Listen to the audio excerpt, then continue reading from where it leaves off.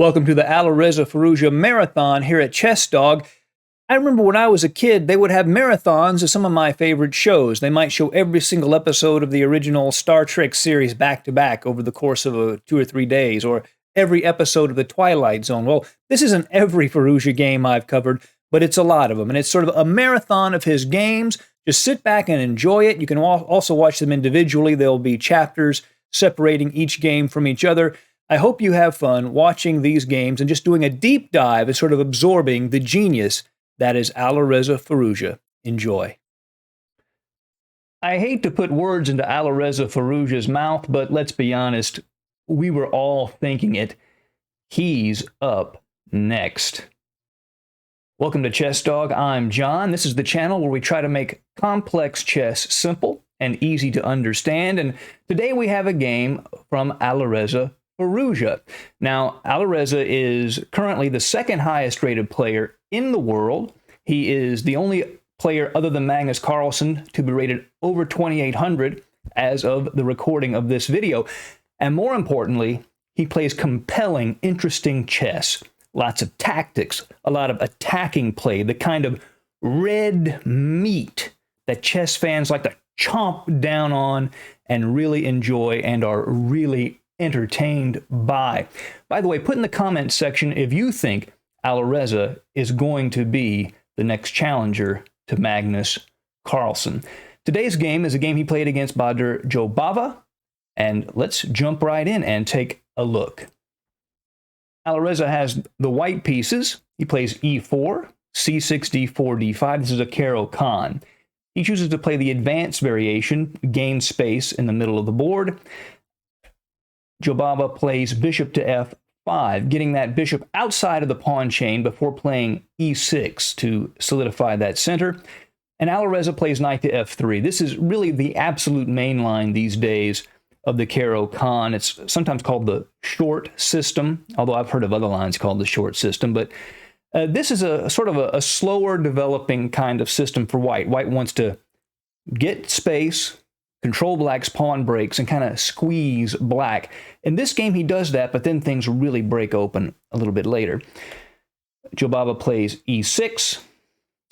The bishop's outside the pawn chain. By the way, this is similar to the advanced French, except black has the bishop outside of the pawn chain. However, he wants to play c5, and that will take him at least 2 moves, whereas in the French, it only takes 1. That's the trade-off. Bishop e2, developing. Knight to e7. Another main idea for black is to just go ahead and play c5 right now and challenge that center immediately. Jobava chooses a little bit slower of a plan, a little more maneuvering of a plan. Castles, h6, gives that bishop a place to sort of tuck back on h7, so the f5 square could become available for the knight later. Knight b to d2, knight to d7. It's often common that instead of, that in this point, white plays c3, but you'll notice that Alireza delays that move. He wants to reserve the possibility of perhaps playing the pawn directly to c4 and just skipping c3 altogether. So he doesn't play the c pawn up. By the way, this is a very, very complex position. We're going to do the best we can here. Even former world champion Vladimir Kramnik has recently said he doesn't really fully understand this position. So that tells you how complicated this position is. Knight to b3 gets the knight out of the way of the bishop on c1 and helps put some pressure on the c5 square, making it a little bit harder for black to break free on that square. The bishop tucks back to h7, a4. So we know the key idea here for white is to gain space and to limit black's counterplay. So Alireza begins to gain queenside space with a4. a6, bishop to d2. Placing the bishop on d2 helps Alireza control the dark squares on the queen side. Queen to c7 gets the queen off the back rank and then helps support a future c5 push. Rook to c1. Now notice Alireza is placing his rook opposite his opponent's queen. There might be some tactics there later, so black has to be careful. It's always a good principle to put your rook opposite the opponent's queen. He also is supporting a potential push of that pawn to c4 to open up the c-file. Rook to d8. Bishop to a5. He could have played c4 right here and probably been in pretty good shape. Bishop to a5, putting pressure on the queen and rook. b6 has to be played. Now bishop to b4. That bishop at b4 is taking aim at that d6 square, which is vulnerable and weak. And he knows black will end up having to trade off dark squared bishops, which will leave his dark squares weak.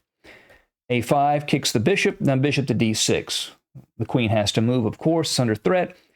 Queen to d2, knight to c8. That forces the exchange of the bishop. Bishop takes f8, knight takes f8. Okay, so the dark squared bishops have come off. Now, in this position, with less space, an exchange of pieces is generally good for black. So, in some ways, this is an achievement for black. The problem is, it leaves him with weak dark squares in his position. So, there's a trade-off. Some fewer pieces to get in each other's way, but the dark squares are weak. Knight to e1. The knight wants to play to d3. We can control c5, maybe even go to f4 and cause trouble. Knight to e7. The knight gets back into the game. Knight to d3. Knight to d7. You notice black has not castled yet. It's very hard for black to find a place for his king in this line with knight f3 and bishop e2.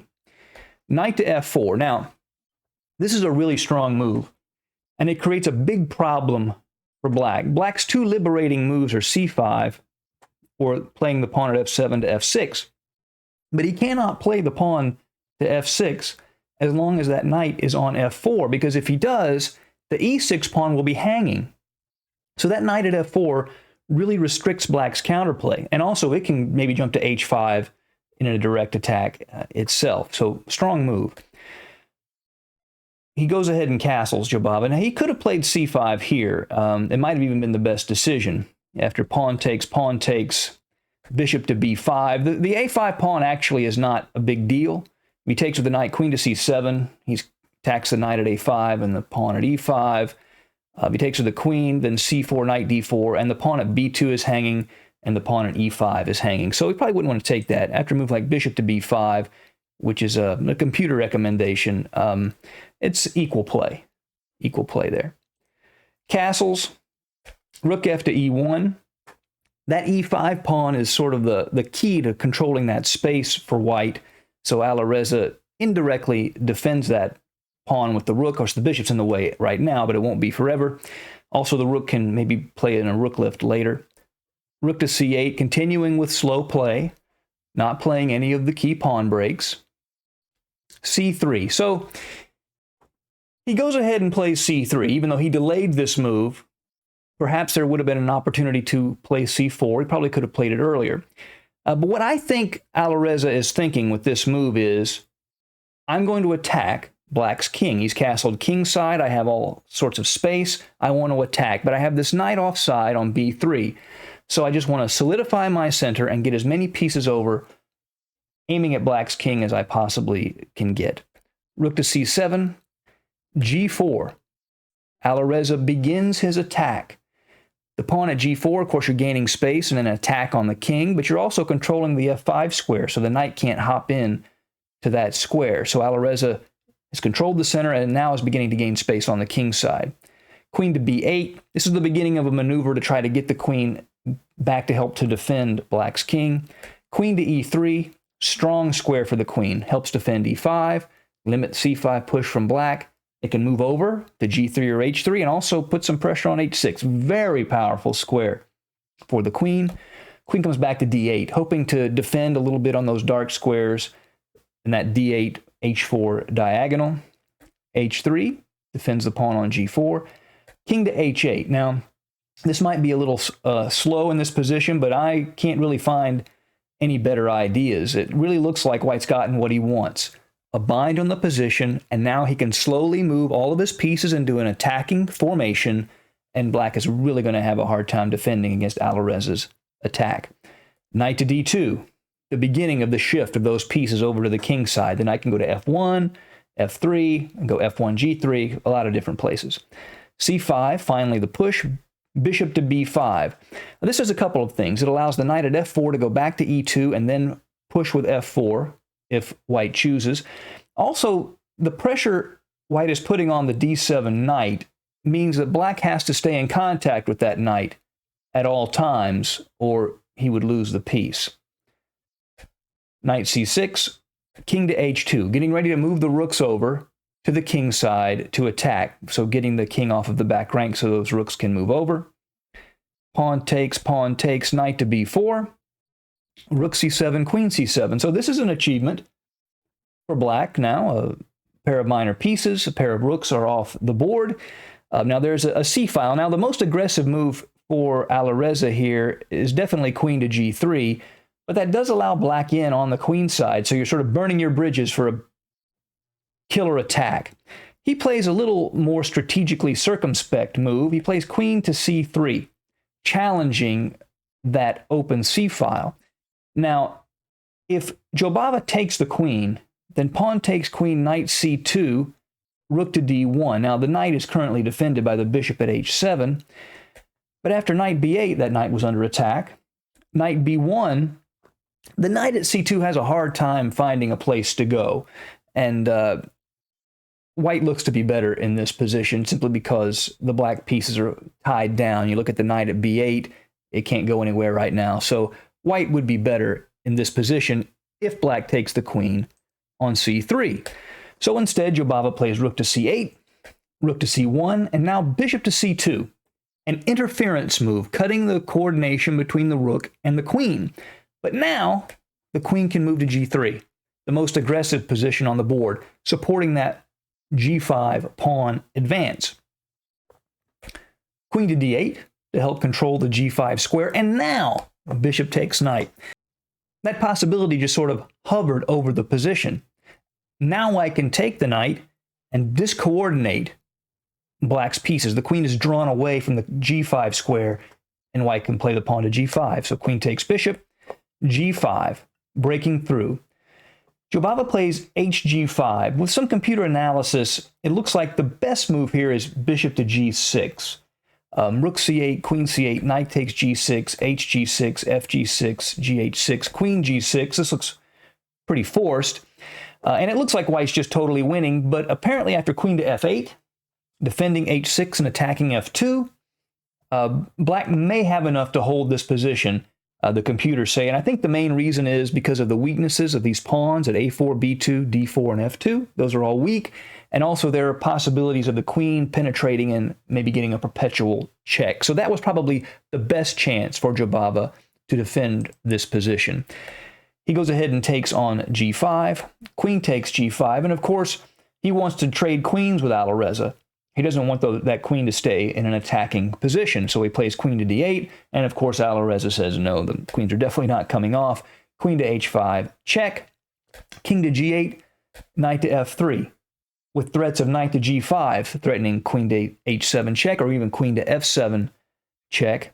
g6, defends those squares, attacks the queen, but rook to g1. Now the rook is in the attack, and the pawn on g6 is pinned. So every single piece is in the attack. You notice these strong players, they make sure that all of their pieces are involved in the attack. And Alireza has done that here. All four of his pieces are attacking. Knight to c6, trying to get a defender back as quickly as he can. Queen to h6, queen to f8, offering another trade. Queen h4, I don't think so. Queen to g7, and now knight to h5. The knight cannot be taken because of the pin along the g file. And then the knight aims at the f6 square that it can land on with check. Queen to h6, the computers like queen to h8, but something like this, bishop f5. But, you know, defending with this level of accuracy is pretty much impossible. Maybe Carlsen can do it. That would be about it, and probably not him. Queen to h6, rook to g4, a really strong move.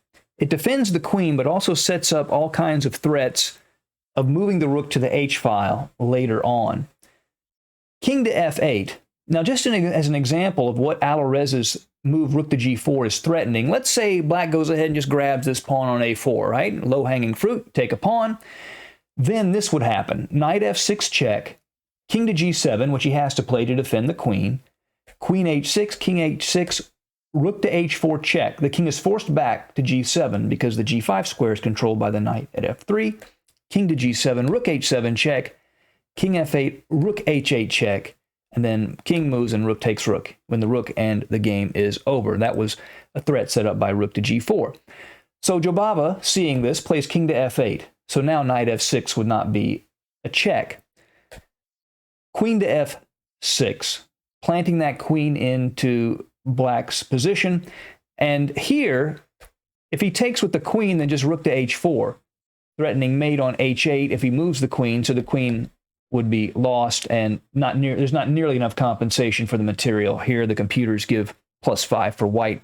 The threats to f7 and on the dark squares would just be unstoppable. If he instead takes with the pawn, then of course, then you just lose the queen. So he plays knight to d8, to help to defend f7, rook to h4, setting up those threats down the h-file. The knight, still cannot be taken because the queen would hang. King goes back to g8. What he wants to do is help control the h8, maybe move the queen back to g7 and hopefully consolidate. Another piece into the fire.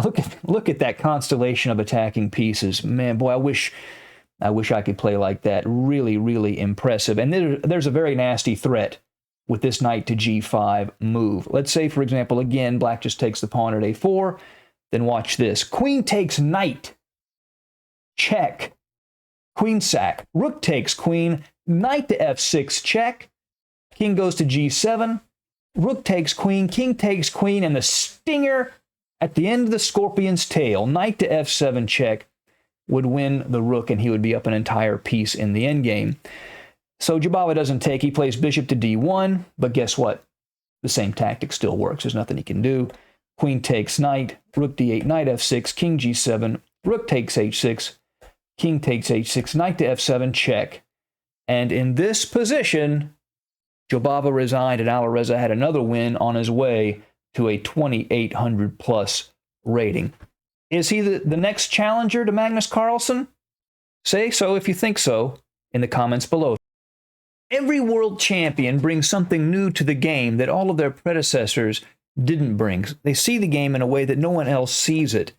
And in this game, we're going to see a way Alireza Firouzja, a potential world champion, sees things a little bit differently than other players. Thank you for joining us at Chess Dog. My name is John, and today we have a game between Alireza Firouzja and Mustafa Yilmaz, who was rated around 26-26 at the time of this game.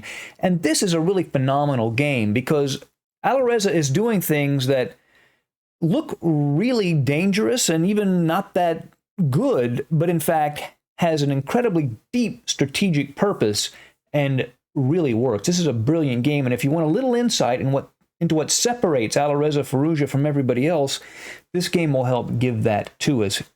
Firouzja has the white pieces. He begins with e4.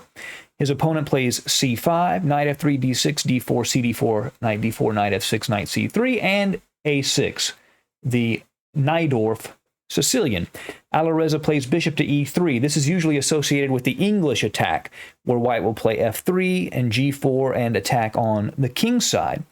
e5, knight to b3, bishop to e6. In this structure, the d5 square is very important, so the bishop goes to e6 to help control that square. Queen to d2. Often in this position, white would go ahead and play f3, or even move the h-pawn. But one thing that is very distinctive of Firouzja's style, and we've seen this in other games, he likes to delay his pawns, delay committing his pawns, get his pieces in the right place, see what his opponent is doing, and only then decide how he's going to handle his pawn structure. And that's what he does in this game. He delays advancing that f-pawn. It could go to f4, for example, not just f3. Knight b to d7, long castles, bishop to e7, and now he plays h3 instead of f3 in this position. And the idea is the same. However, he wants to play the pawn to g4, attack on the king side, but he's still delaying moving that f-pawn. It could still go to f3, could still go to f4. b5, threatening b4, kicking the knight away, making the e-pawn vulnerable. g4, responding by attacking potentially black's king knight at f6. Rook to c8. If he plays b4, the knight to d5 ends up being fine. For example, let's say b4, knight d5, knight takes pawn, queen takes b4. and white is doing very, very well in this position. So instead, he plays rook to c8, king to b1, gets out of the aim of that rook, knight to b6, very common idea, very common theme in the Najdorf. The knight can go to c4, it can go to a4, cause all kinds of trouble on the king side. g5, kicking the knight at f6. Now, Mustafa Yilmaz decides to go to h5, which you say, well, you're putting the knight on the side of the board. That may not be the best idea. Well, it actually is a pretty good idea. It really slows down white's kingside attack. That knight at h5 makes it very hard, if not impossible, for white to advance the pawns in the attack. It can also later go to the f4 square. It is still on the side of the board, though. That is also an issue. If he had played, say, knight f to d7, now Alireza could have gone f4 in one go, because he didn't play f3 earlier. And after pawn takes, bishop takes, the weakness of that d6 pawn, the d5 square, would be a very big problem for black. So he goes to h5. h4, knight to c4. Very standard idea in the Najdorf, threatening the b2 pawn, threatening the queen at d2. Bishop takes knight. He responds with rook takes c4. If he takes with a pawn, then knight to c1 is fine. The knight at c1 is a great defensive piece, but also the knight at c3 could go to d5. The knight at c1 could go e2, c3, replacing that knight. So c1 is a good square. If he takes with the bishop, then again f4. ef4, bishop f4, knight f4, queen f4, castles, knight d4. And black has the two bishops, usually an advantage, but not here. The knights are better than the bishops because the knights have such nice squares. The knight at d4 can go to f5, the knight at c3 can go to d5, and here the knights are superior to the bishops. So instead of that, he just decides to take with the rook. Knight jumps into d5. The bishop takes the knight. If he plays rook e4, then bishop to b6, hitting the queen. After queen to d7, knight c6 check. The king has to go to f8, then knight to c5. Forks the queen and the rook, and there's a pin along the file. He would take the knight, and after queen takes queen, bishop takes queen, rook takes, black would be in a very, very strong, white would be in a very, very strong position. So he takes with the bishop, queen takes. So we compare the knights. White's dark squared bishop is obviously stronger than black's dark squared bishop, which has basically nowhere to go. The knights may look about the same, but in fact, White's knight is better because he's going to maneuver it to a much stronger place here very soon. Queen c7. Now, here begins the real brilliance of Alireza. His approach to this position really boggles the mind. It looks almost like a beginner's approach. Someone that doesn't know what they were doing might make these moves. Except for him, there's a very deep strategic purpose. He begins with knight to d2, which means the pawn at c2 is hanging. So if black takes that pawn, just rook to c1, rook takes c1, rook takes c1, queen d7, knight f3. And although he gave up a pawn, white is actually totally dominating in this position. First of all, you can compare each piece. Every single piece of white's is better than every single piece of black's. Black's not yet castled. Moves like bishop to b6, combined with rook to c7, hitting the queen. If black were to castle, the knight could take the pawn at e5 because the queen would then be hanging, the d6 pawn pinned, on and on and on. The computers actually give white +4 here, even though he's down a pawn. His pieces are just too good. Firouzja's 2600 opponent, of course, understands all of this, does not take the pawn. Rook to c6. Now rook to c1, defends c2, and begins a very interesting strategy. He can even play c4 in one go here if he wanted to. Castles, c3. Okay. To the untrained eye, or even the trained eye, that looks like that's just giving black a hook to open up lines against white's king. Very strange. Okay, g6. Giving black's king some luft so that he doesn't have to worry about back rank mating threats. Rook to c2.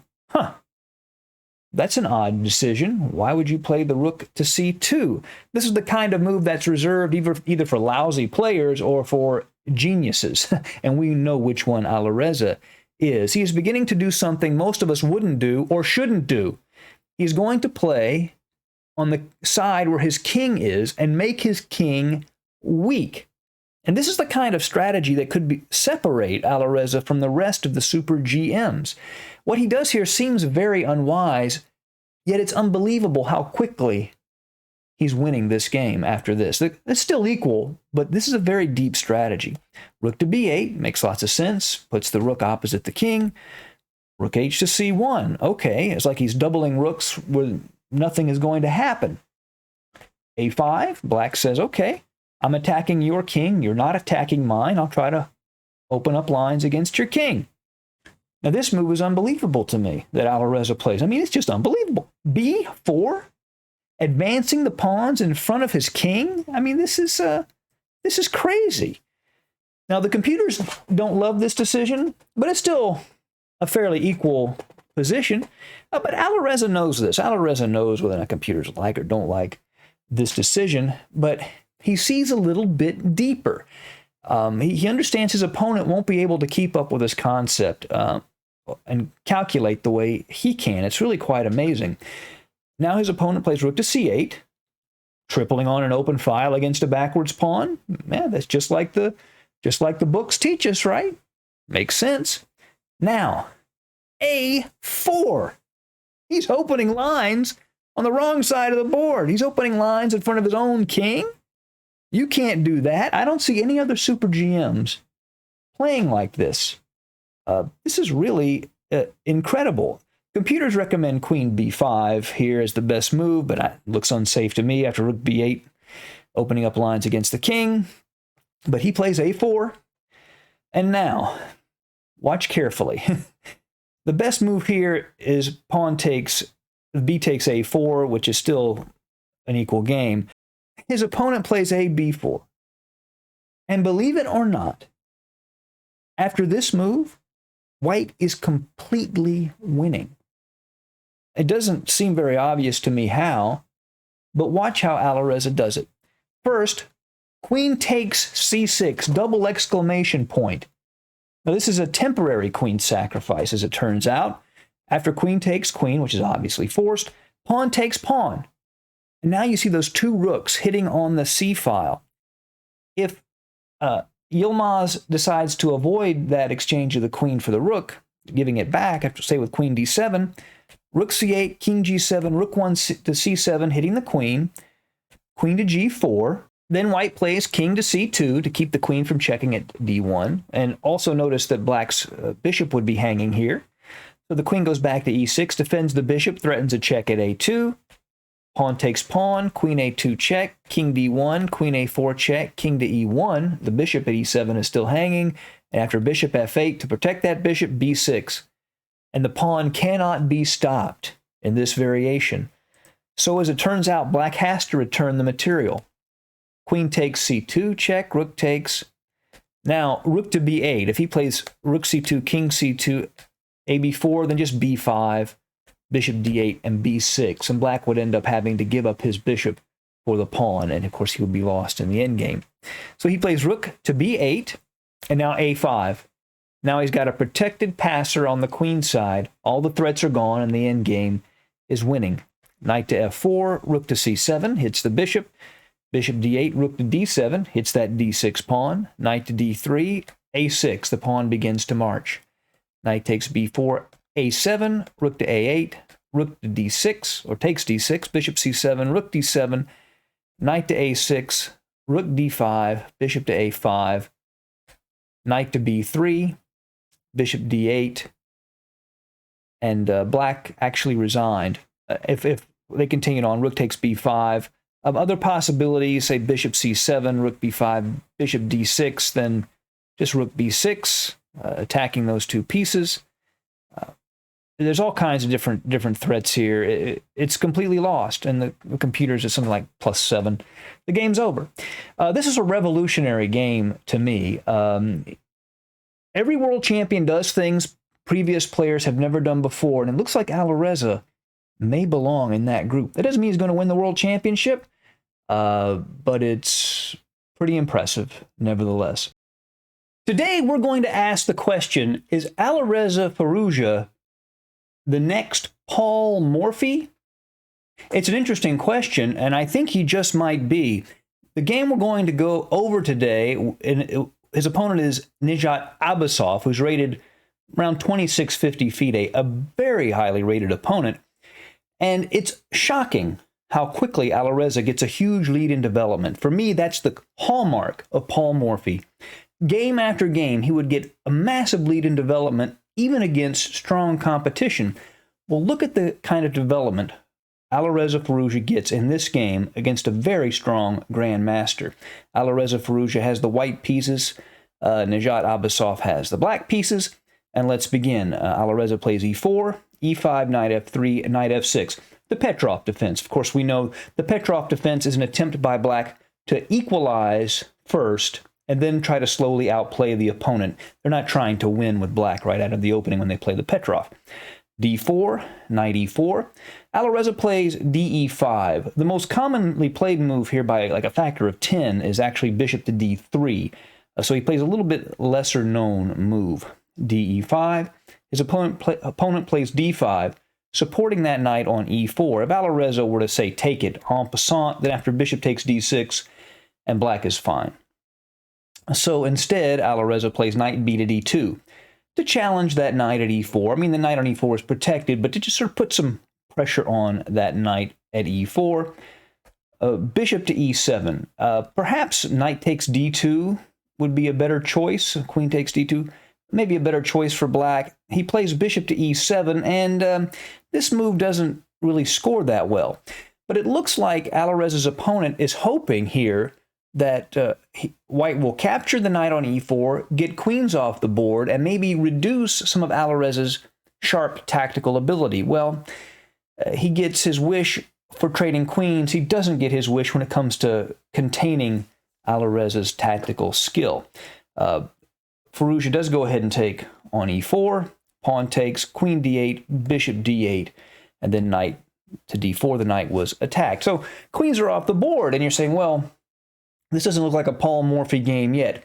Watch how quickly, from this position, Alireza Firouzja gets a massive lead in development. I mean, it's almost mystical how it happens. You can watch him do it and still not even know. It's unbelievable. Okay, so his opponent plays knight to d7. He plays bishop to f4, defending the pawn. Knight to c5. Well, that's two moves in a row with a knight. So Alireza castles queenside. Puts the rook at d1 on the open file. Gets the king to safety. c6 is played, trying to start a pawn storm on the queen side against Alireza's king, but it's another move without a piece being moved, right? Alireza says, okay, bishop c4. Now look, already he has both bishops, knight and rook, all developed, and he's castled. His opponent has one piece developed, and he's not castled. So we already see a huge gap in development. Now, you could put this position into a computer, and it will say white has about half a pawn, maybe a little bit more of an advantage. You know, it sees things like, well, black doesn't really have any weaknesses, and so black can get away with this kind of play. But let me ask you this, just a question. Do you really think that you can give Alireza Firouzja a lead in development like that and expect to survive, no matter what the computers have to say? Really? Highly unlikely. Let's watch how the Grandmaster uses his lead in development to win this game. The bishop goes to e7, rook h to e1. Now every piece is developed. a5 wants to keep white from playing b4, maybe, and ejecting the knight from c5, but also pawn storming the white king. h3, Alireza says, well, I'll gain some space myself on the king side and keep a piece off of the g4 square. h5, controlling that square, keeps white from playing g4, because then black would just take it and then give his own rook at h8 the open h-file. a3, beginning to press.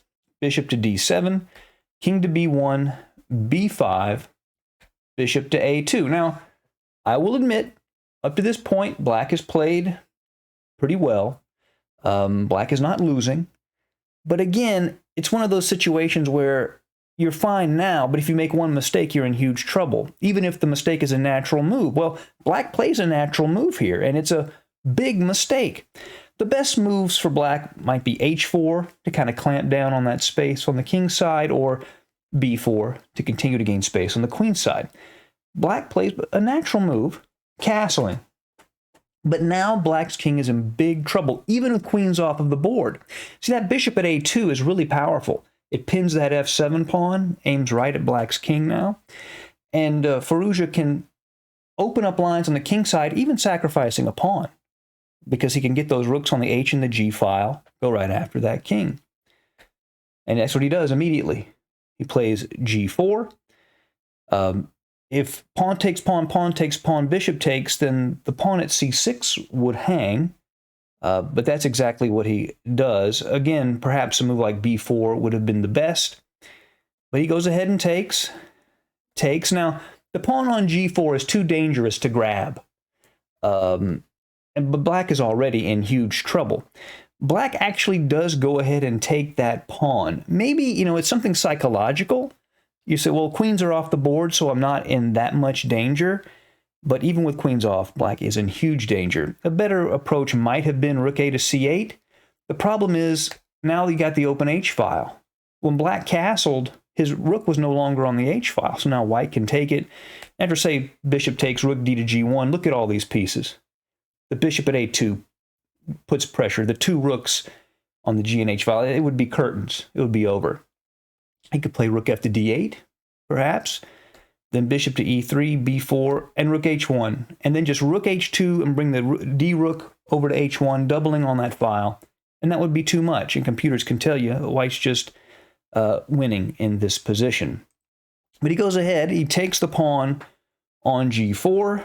Firouzja takes on c6 because he can always play knight takes bishop at e7 check. In fact, in this case, it will be a terrible blunder for black to take the rook at d1 because watch what happens. Knight takes bishop check, king h7, then rook h1 check.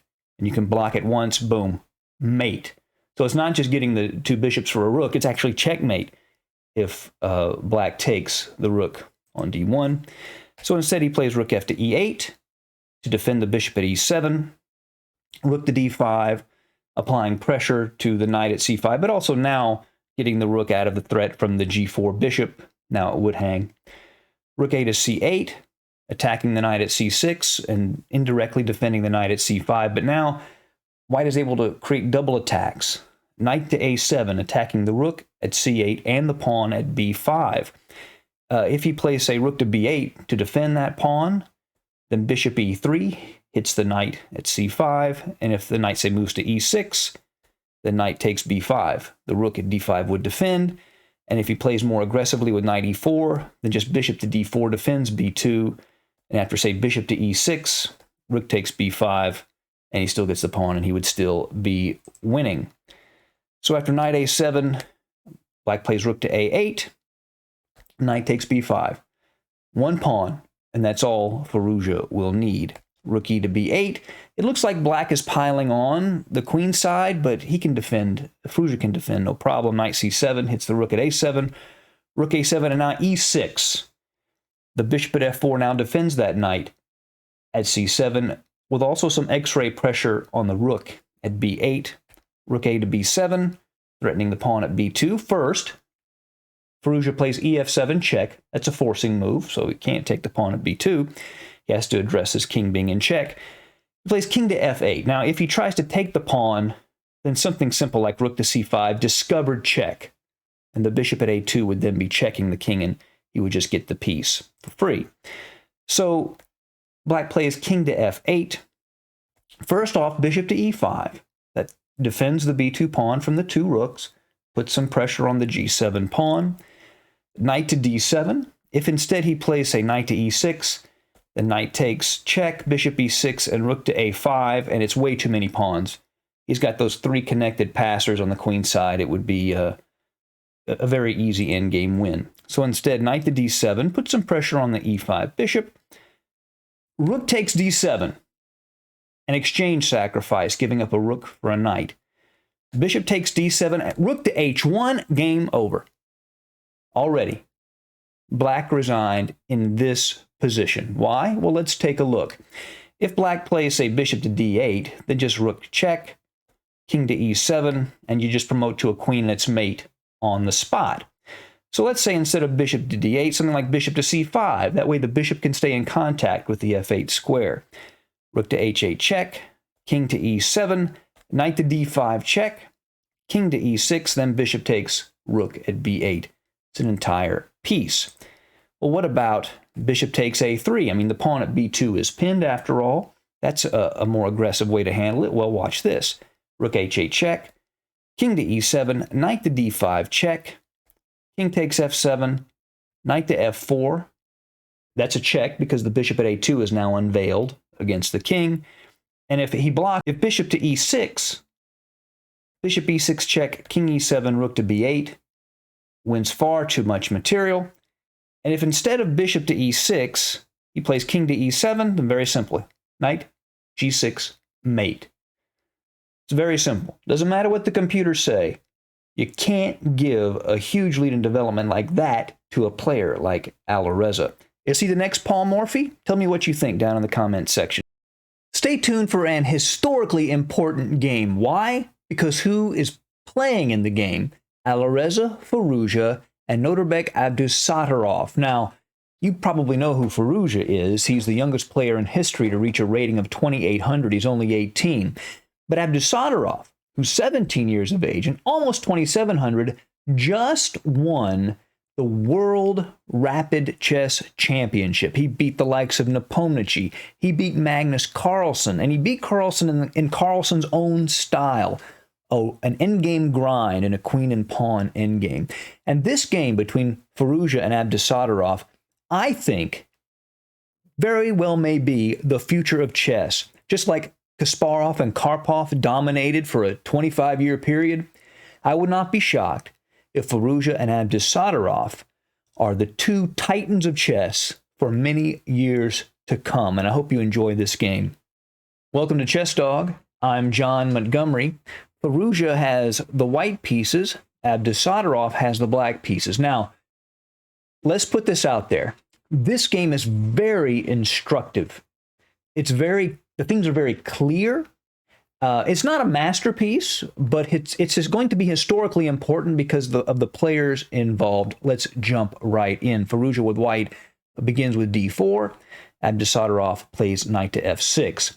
Firouzja plays the Trompovsky opening, and Abdusattorov plays g6. He's saying, go ahead, take my knight. I don't care if you harm my pawn structure.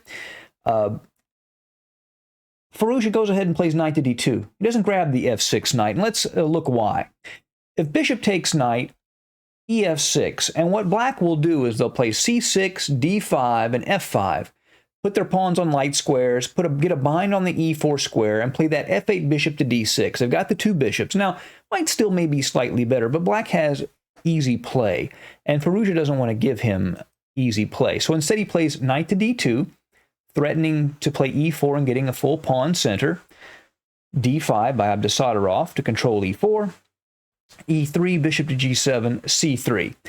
And what we have here is sort of a semi-Slav reverse, but white has gotten his his dark squared bishop outside of the pawn chain. So the bishop is at g5. You got pawns on c3, d4, and e3, creating a strong dark squared control in the center. Castles, knight g to f3, and we've basically transposed into a Torre attack, which is an opening where white would have played the knight to f3 and only then the bishop, but through a reversal of moves, we would have gotten that position. c6, bishop e2. Now, bishop g4. Basically, what we do is we get a battle of pawn breaks. What Abdusattorov wants to do in this position is play the pawn from e7 to e5. You can break with either the c-pawn or the e-pawn, but he's already committed the c-pawn to c6. So he wants to play that pawn to e5. With the bishop to g4, he wants to take that knight at f3 because the knight at f3 defends the e5 square, right? Now, it will be replaced by another knight, but that will leave Abdusattorov with three minor pieces that can support the e5 push. It's kind of complicated, but you'll see it as the game unfolds. Firouzja says, okay, I'm okay with that because after h3, bishop f3, knight f3, now I've got the two bishop advantage. I've got a little something to work with myself. Knight b to d7, castles, and now knight to e4. What this does, it hits the bishop at g5, and if black were to take that, then the two bishop advantage would be gone.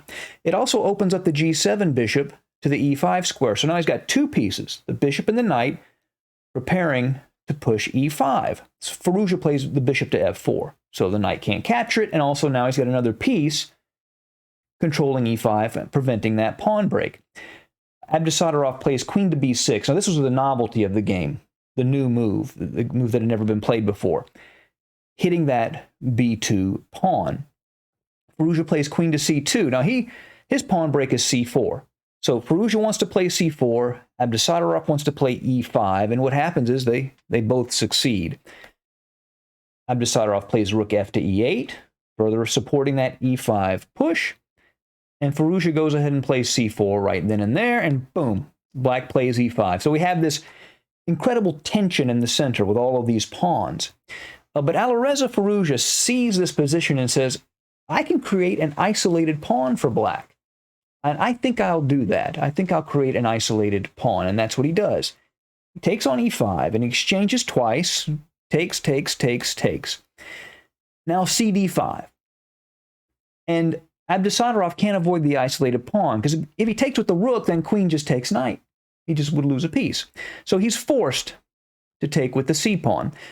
So black has an isolated pawn, but his pieces are fine. The knight is well placed on e4, but in a game with a fast time control like this one, having that isolated that isolated d-pawn gives white an easy plan. He sort of knows where to put his pieces. He can make his moves quickly. And although computers see this as equal, it's just easier for black to go wrong. It's a good practical choice for Firouzja to play into this position. So rook a to d1. He begins to put pressure on the isolated pawn on d5. Rook to d8. When you have an isolated queen's pawn, your first strategy is almost always to advance the pawn. If you can, you want to advance that pawn and either liquidate it or gain more space.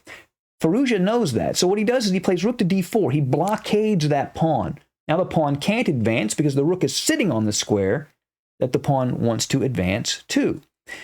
Abdusattorov plays knight to d6. What he wants to do is play the knight to f5, hit that rook on d4, push it away, and then play d4. So we have this big battle over the d4 square that's going on right now.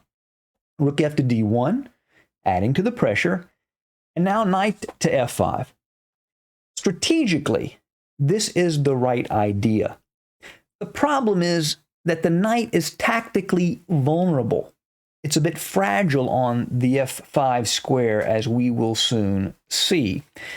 So Firouzja plays rook 4 to d3.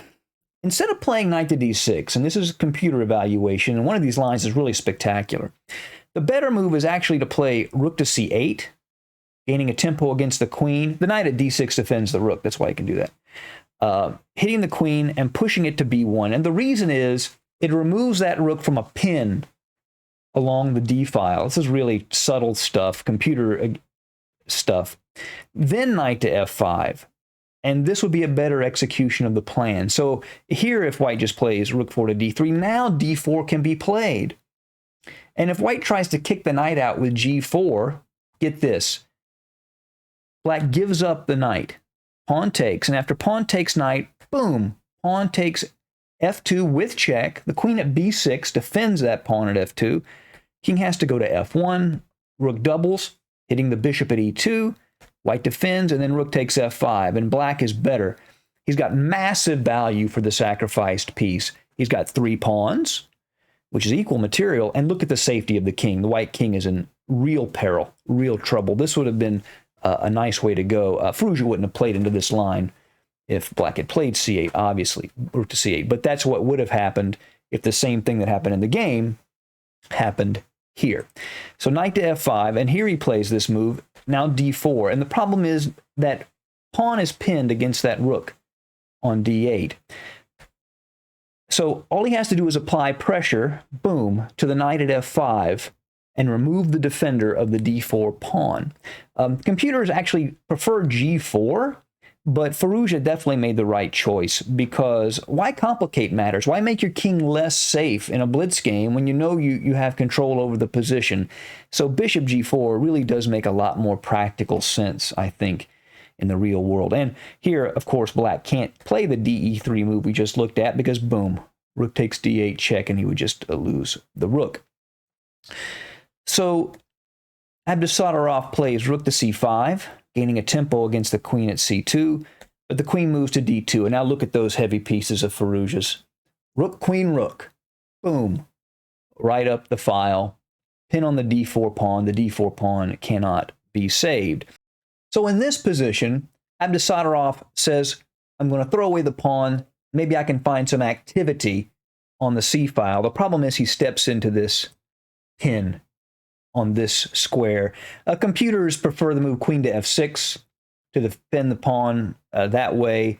And after ed4, rook c to d5, going ahead and taking on f5, queen takes f5, and here white's up a pawn. But black has the pawn firmly blockaded, and it's actually hard for white to make progress here. White's the only one with winning chances, obviously, but this is still a lot of work left for white in this position.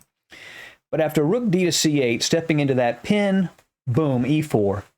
He bypasses the d4 pawn with the e pawn, and it hits the pinned knight at f5, and it's coming towards the end. Knight d6, bishop c8. Abdusattorov plays knight to c4, an in-between move hitting the queen at d2. The queen moves to e2, rook takes c8. b3 hitting the knight first, knight a3, rook a4. Knight goes to b5, and then rook to c4, offering the trade of rooks. And being up an exchange, plus a pawn, totally safe king, no counterplay, Abdusattorov resigned in what I think is an early game between two future chess titans. Alireza Firouzja said this was the most meaningful game of his life. He was only 12 years old. It's the Iranian National Championship. Firouzja was rated 24.55. His opponent, Grandmaster Mashami, was rated 25.94. And this game's been covered before, but I think we're going to find some new insights into this game. This is truly an unbelievable game. That a 12-year-old could play at this level is absolutely phenomenal. Welcome to Chess Dog. My name is John Montgomery, and let's jump right into the game Firouzja said was the most meaningful game of his life in the Iranian National Championship. Firouzja has the black pieces. His opponent, Grandmaster Mashami, has white. He begins with c4, g6, d4, knight f6. And Mashami plays bishop to g5. This is normal. Older players will often play something a bit unorthodox against their younger opponents, but this has actually been played a lot of times. It's really an anti-Grunfeld line. By delaying the development of this b1 knight, it makes d5 less potent. And white can still get an Averbach or a Smyslov system. He ends up getting a different opening altogether. Bishop g7, knight c3, castles, e4, d6, queen to d2. And this, of course, aligns the queen and the bishop, clears the back rank. Maybe white will play bishop to h6 to trade off this nice bishop at g7. One rule of thumb in a King's Indian structure is that when white develops the c1 bishop, whether it's to e3, f4, or g5, black will usually counter with c5 instead of the normal e5. By playing c5, what they're doing is opening up this long diagonal to hit this b2 pawn that is no longer defended because the c1 bishop is left. So c5 is the natural counter when white has played the queen's bishop out. And that is what Firouzja plays here.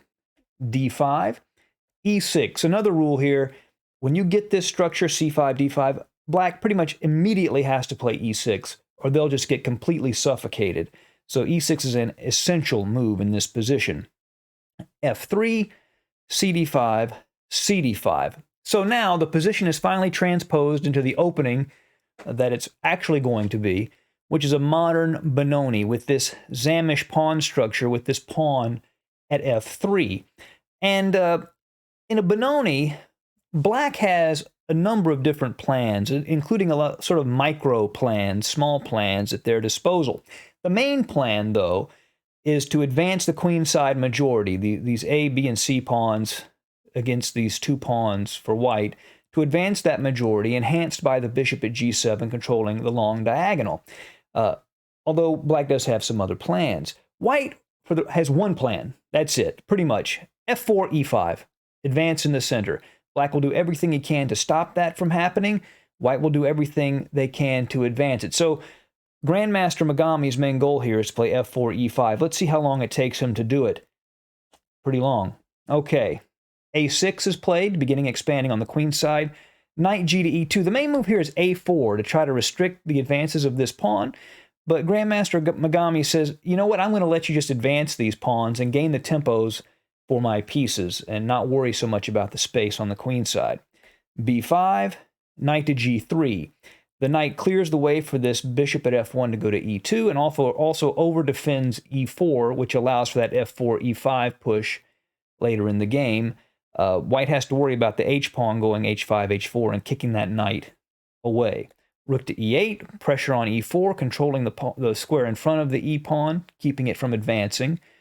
Bishop e2, knight b to d7, castles, and rook to b8 to help support the advance of these queenside pawns. And in my database, black actually has a huge plus score here. Black has won 4 out of 5 in this position, but theoretically, white is fine. Now, the novelty of the game. Grandmaster Megami plays king to h1. Another idea is to play rook f to c1, and then after c4, bishop e3 to control that diagonal, knight e5, then b4. That's a strange move. It looks bad to give black a protected passed pawn on c4, but it's a pretty good idea because what it does is it fixes these pawns. They lose all of their flexibility, and white could continue with f4, e5. You'll notice white's pawn is still stuck at f3, and the reason white plays the pawn at f3 is to restrain black's counterplay, limit that counterplay, and then follow through with white's basic plan. King to h1, getting off that dangerous diagonal. Queen to e7. Now, a4. White wants to play this knight at c3, d1 to f2, but he plays a4 first, so then black hits the knight, and then he plays d1, but white wants to control these light squares, particularly c4. Queen to f8. Now, at first sight, this move, the queen to f8, just looks passive and wrong.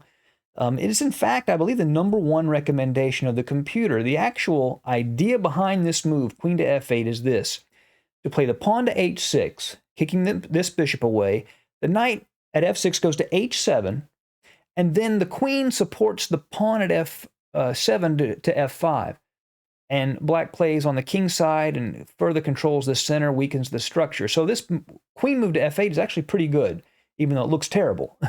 But it serves a very, very valuable purpose. White plays knight to f2, h6, bishop e3, h5, threatening to hit the knight on g3, and it would have nowhere to go.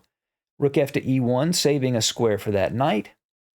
a5, black wants to play the bishop to a6 and trade off those light squared bishops. This is a bad bishop, but the bishop at a6 has nowhere to go. I mean, even though it's technically good, it has no future on the square that it is at. Bishop to b5, and this looks strong. I mean, there's a pin here on the knight. However, this bishop might be better off at e2, helping support the g4 square so white can play f4 first and then keep this square under some control by leaving the bishop at e2. And white still has not carried out his plan of f4, e5. Black plays bishop to b7. The best idea for black is to just play rook to a8 and then bishop to a6 to support this bishop and trade it off. Bishop to b7, the idea maybe is to put pressure on d5 to make it harder to play e5, but that's really long term. And at this point, white begins to get a bit of an edge in the position. Knight to f1, rook e to c8. We talked about black's main plan, which is to advance these queenside pawns. The rook gets behind the c-pawn to help support its advance. Rook a to c1 to advance it. There's a big fight for control of the c4 square. Knight to b6.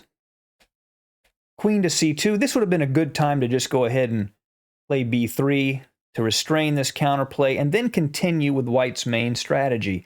He still hasn't done that, and white is playing, even for a grandmaster, playing fairly passively.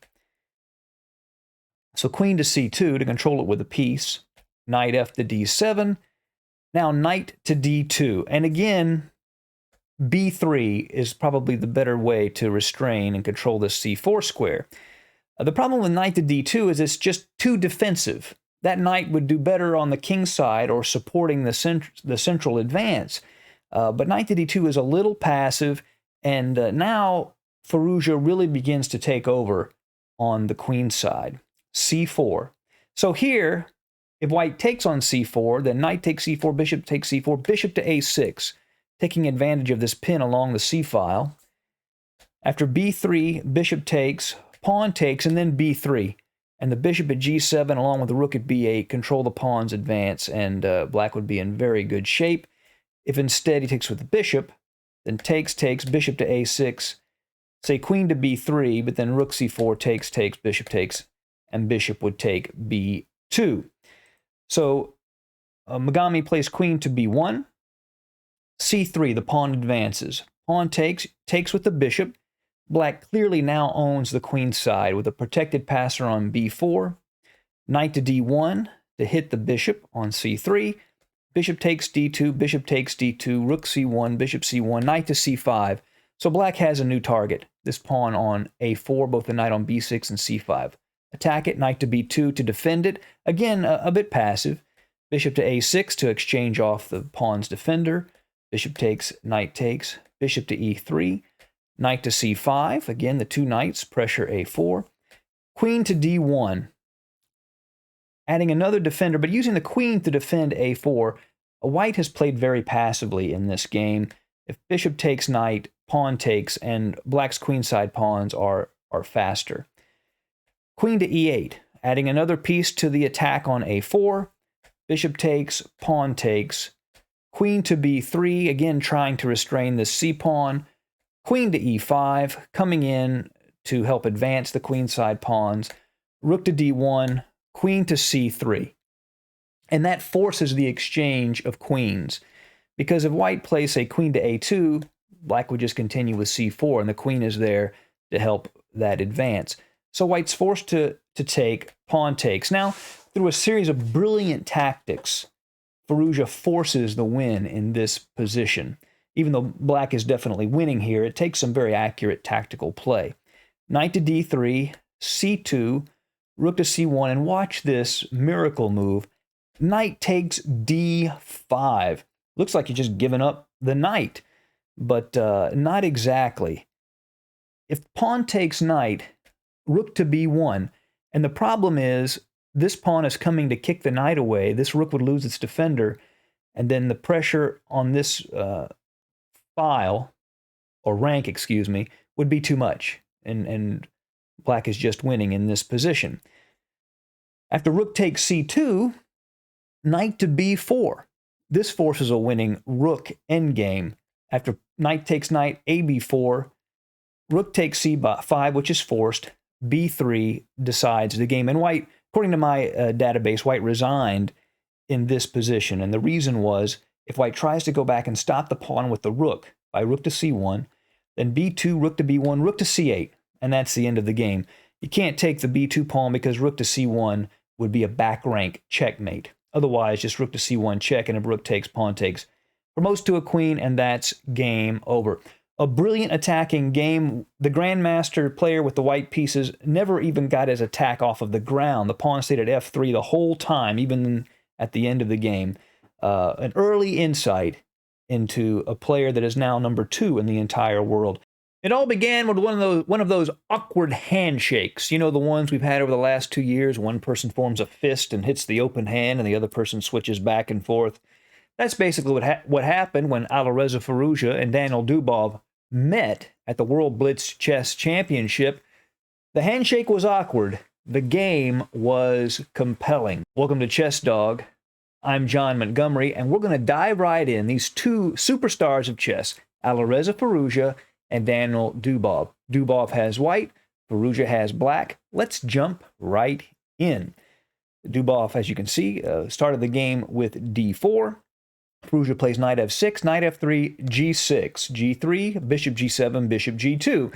Dubov is very comfortable with the kingside fianchetto of his bishop. He plays the Catalan a lot as well. Both sides castle, and now Firouzja has to make a decision. He can either play d6, which is a King's Indian, or play d5, which would be a Grunfeld. And he thinks about it for a second during the game, and then decides to go ahead with d6, play the King's Indian move order, which is definitely a more dynamic option in this particular structure. Dubov plays a4. This is a very positional approach. The idea is that a pawn is going to squeeze black, gain some space on the queen side. Very positional idea, though. We'll see how well it works. Firouzja plays knight b to d7, a5, continuing to gain that space, c6, b3. The idea is he can play the bishop at c1 to b2 and maybe challenge the bishop at g7. Or if black plays e5, then the d6 square becomes vulnerable and the bishop can go to a3. So that's the idea. The downside of it, of course, is that Dubov is weakening his own dark squares. e5, and this is already a novelty at move 8. That's very early for players of this level. Pawn takes pawn, pawn takes pawn, and there can be no doubt that this d6 square is the weakest point in black's position, and Dubov immediately wants to exploit that. He plays knight f to d2. The idea is the knight can go to c4 and hit that d6 square. Now, if you look at Dubov's basic approach, and I don't know if he did this for psychological reasons or not, but we've seen before this approach to Alireza Firouzja's game, this idea that you're going to play positionally, try to limit the tactics, sort of squeeze and limit all of Alireza Firouzja's counterplay. But the problem is that's like sitting on a barrel full of TNT, hoping it doesn't explode. And with Firouzja, it usually does. If you let him in, if you give him just a little room, he's going to come in with a bulldozer. And that's the danger of playing like this. Firouzja plays e4. That gains space, blocks the bishop at g2. It can't be taken because that would unleash the bishop at g7. Will be able to take the rook at a1 in that instance. Knight to c4, continuing the plan. Now, knight to d5. And this unleashes the bishop at g7. It's aiming right at the rook at a1, threatening to capture it. Dubov has to do something about it. He could play bishop to b2, but in that case, bishop takes, knight takes, queen to f6, and there's a pin along this diagonal. He's attacking the knight at b2, and then it's pinned to the rook at a1. Rook to a2 to escape the pin, then rook to d8 is a strong move.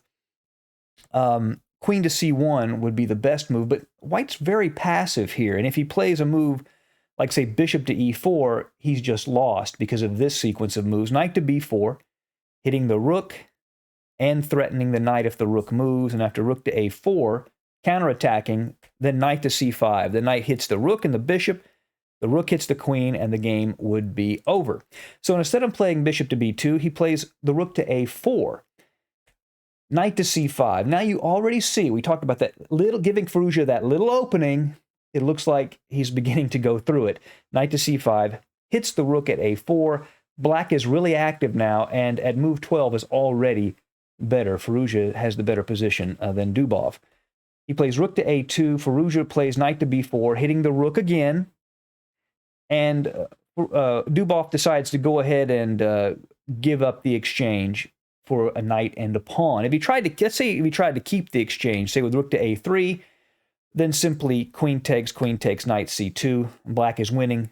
He's up a pawn, has a much better position. So really giving away the exchange is the best option for white at this point. He does so with bishop to a3, queen takes, rook takes, knight takes the rook, and then bishop takes c5. The rook goes to e8, then bishop takes e4. So he gets a pawn back, and obviously I didn't even look at this, but rook takes bishop, rook to d8 check, and this bishop would come here, and then obviously. So the pawn cannot be taken on e4. Firouzja plays bishop to h3, taking away breathing space for the king. Dubov immediately plays the bishop back to g2 to challenge that bishop. And at this point, Alireza he picks up, he almost touches, he doesn't touch Dubov's g2 bishop in order to exchange it. But then he pulls back and changes his mind and notices that this e2 pawn is the weakest, probably the weakest spot in white's position. So he goes ahead and plays bishop to g4, aiming at that weakness. Dubov plays a6. He wants to soften up this long diagonal. Now, Dubov is already in quite a bit of trouble, of course, being down the exchange. Computers prefer f3, bishop e6, knight to d6, hopping in, hitting the rook and the pawn, but black is still better. He can fend off these threats. So Dubov plays a6 to soften up the long diagonal for his g2 bishop. b6, this pawn at b6 counterattacks the bishop at c5. So if Dubov had just taken here at c6, after pawn takes bishop, takes, the two bishops are very, very valuable here, and black is completely winning in this position, just up an entire minor piece.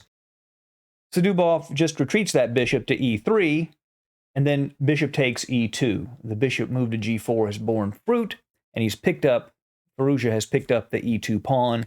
Rook to d2 counterattacks that bishop, but then bishop takes knight at c4.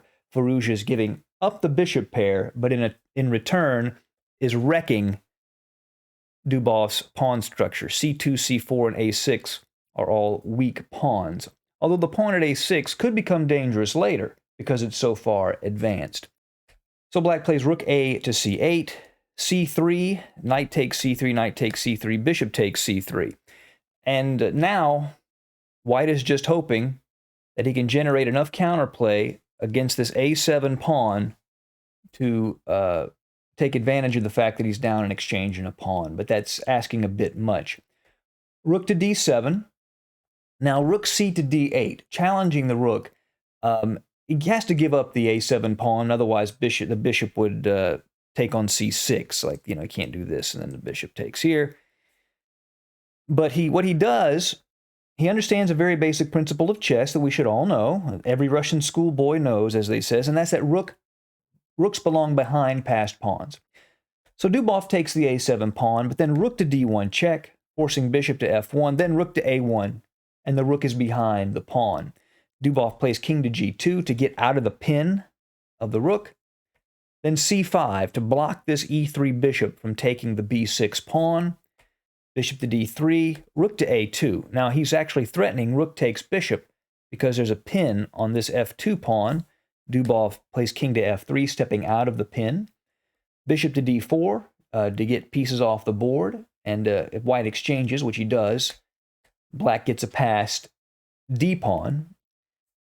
White plays bishop to e4. What this does, it aims at this potential queening square for the a6 pawn, but also the bishop can settle on d5 and aim at f7. Rook to a3 check, king to f4, and then Firouzja pushes his pawn to d3, only 2 squares away from queening. The bishop goes to d5. If he plays something like rook to d7 to stop the pawn, which is passive, black just takes the a6 pawn. All the white's counterplay is gone, and black has a simple endgame win.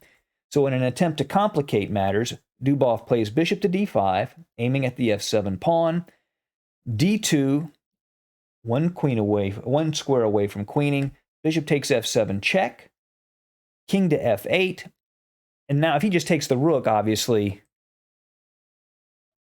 black would queen, so that doesn't work. So he pulls the bishop back with the idea, hoping that after rook to f7 check, king to g8, with some sort of discovery, he might be able to pull a trick. And Firouzja really considers this move, rook to e7. He debates it for a bit. He almost touches the rook, then changes his mind, realizing he can go ahead and queen, and these threats are not going to be able to win or fight for for white. d1 promotes to a queen, rook to f7 check, king g8, rook to e7, discovered check, but then watch this neat and clean finish for Alireza. He gives the queen back by taking the bishop, that's delivering check, rook to e8 check, which is an intermezzo, but then king to f7, and here Dubov resigns because of this sequence of moves. After white takes the queen, he would just take the rook at e8 and be up an entire rook in the endgame, and it would be over. An interesting game from two powerhouse players at the Blitz World Championship. I hope you enjoyed it. What does the perfect game of chess look like? Now, I'm not talking about every move being absolutely perfect. No one's capable of that. Even computers aren't capable of that. We know that because computers of the future will beat computers of today. No, I'm talking about the flow of the game. What does it look like? First, you need a strong opponent. Then you create a weakness. You use that weakness, put pressure on it to create a second weakness. You go back and forth between the two weaknesses, cause your opponent's pieces to become uncoordinated, and then you strike like a cobra with a tactical blow. That's what Bobby Fischer used to do. And in this game, Alireza Firouzja does the same thing. His opponent is David Anton Guajaro. Hope I'm pronouncing that name correctly. And this is really a well-played, very fluid game. Welcome to Chess Dog. My name is John Montgomery. Let's dive right in between Alireza Firouzja and David Guajaro. Firouzja has the white pieces. He begins with d4, knight f6, knight f3, d5, bishop to f4. He plays the London system. Not a real ambitious opening. He just wants to outplay his opponent in the middle game. c5, e3, knight c6, knight b to d2, cd4, ed4. And Guajaro plays bishop to f5. Makes sense. You want to get the bishop outside of the pawn chain before you play e6. But Firouzja plays a move that's been popular at the highest level. They have been playing c3 here. But bishop to b5 aims to put immediate pressure on the knight at c6. And if black, say, plays e6, then all of a sudden white can play knight to e5, piling on this c6 knight. The moves may go like this: queen b6, c4, dc4, bishop takes knight with check, the pawn has to retake, knight dc4. And from this position, white can work on those two weaknesses at a7 and c6. In my database, white has like an 80% score from this position, so you don't want to fall into that situation.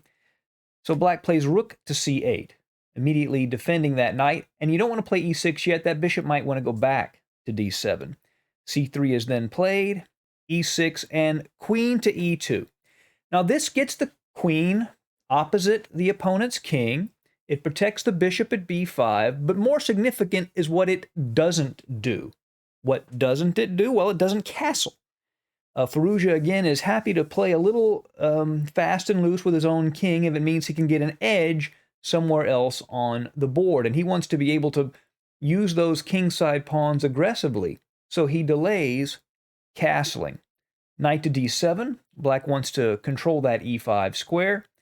h4, beginning to gain space on the king side. And if he can get black's light squared bishop off the board, he could advance the g-pawn also.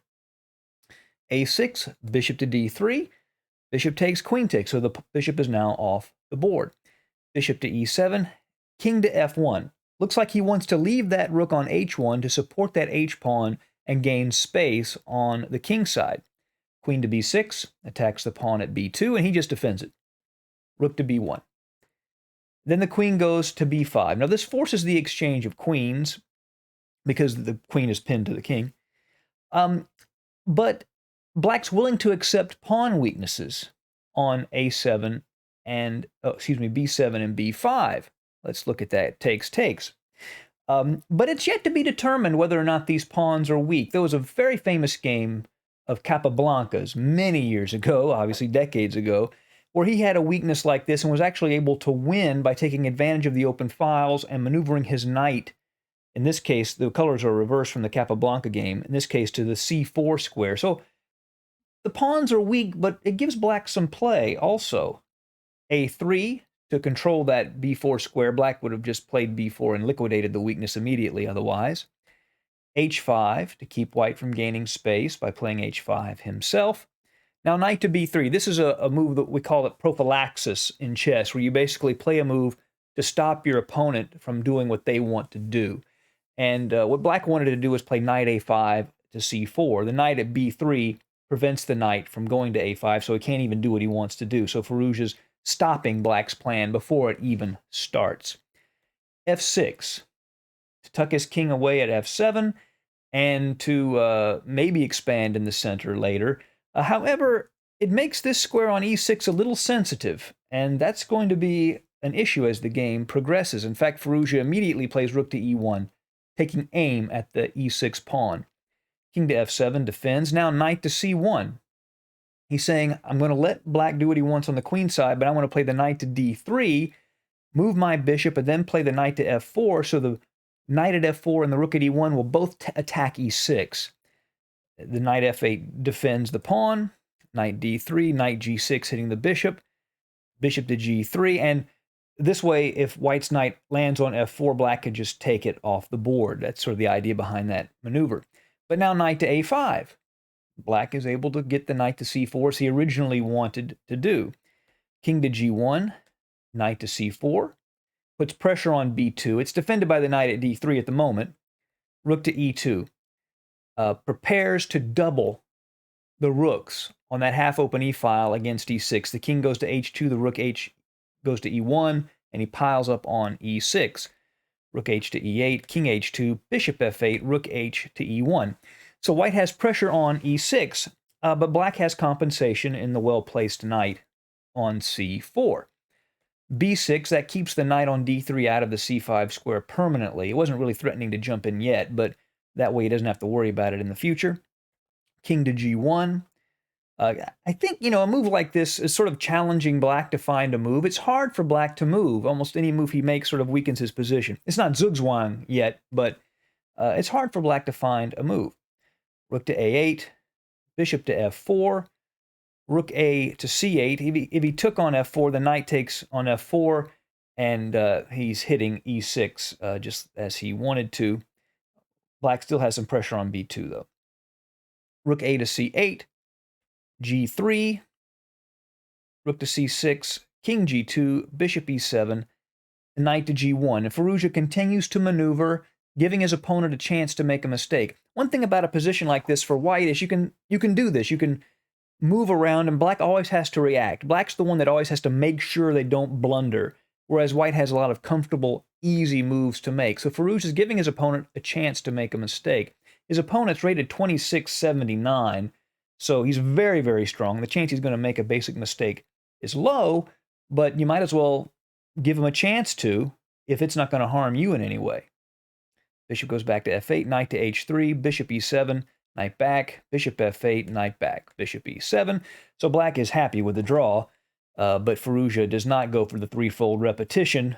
He plays king to h3, rook to a8, now bishop to c1. What this does is it defends the pawn on b2. It allows the knight on d3 to move away without weakening that b2 pawn and making it a target. Rook to e8. Now, all this maneuvering, Firouzja decides to go with his next plan. He's got the weakness at e6, but that's sufficiently defended.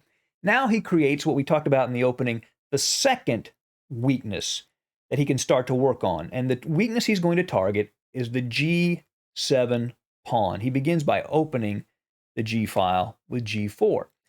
Pawn takes, king takes, rook goes to h8, attacking the h4 pawn. h5. Now here, black plays the move knight to f8. It might have been a better choice, the computer likes this idea, of playing f5 check immediately, king g3. If rook h5, b3 hits that knight, if the knight went to a3, that would be a mistake, because now the knight could check, and after takes, he's forking the king and the rook, so that would not work. But what he could do instead is play the intermediate move, bishop to d6 check, forcing white's king to move, and now he has two minor pieces controlling e5. After a move like knight to a5, even after rook e6, knight h4 check, knight h4, rook h4, black is still okay in that position. But if you're under pressure for so many moves, you're going to make some inaccuracies. So he plays knight to f8, a little passive.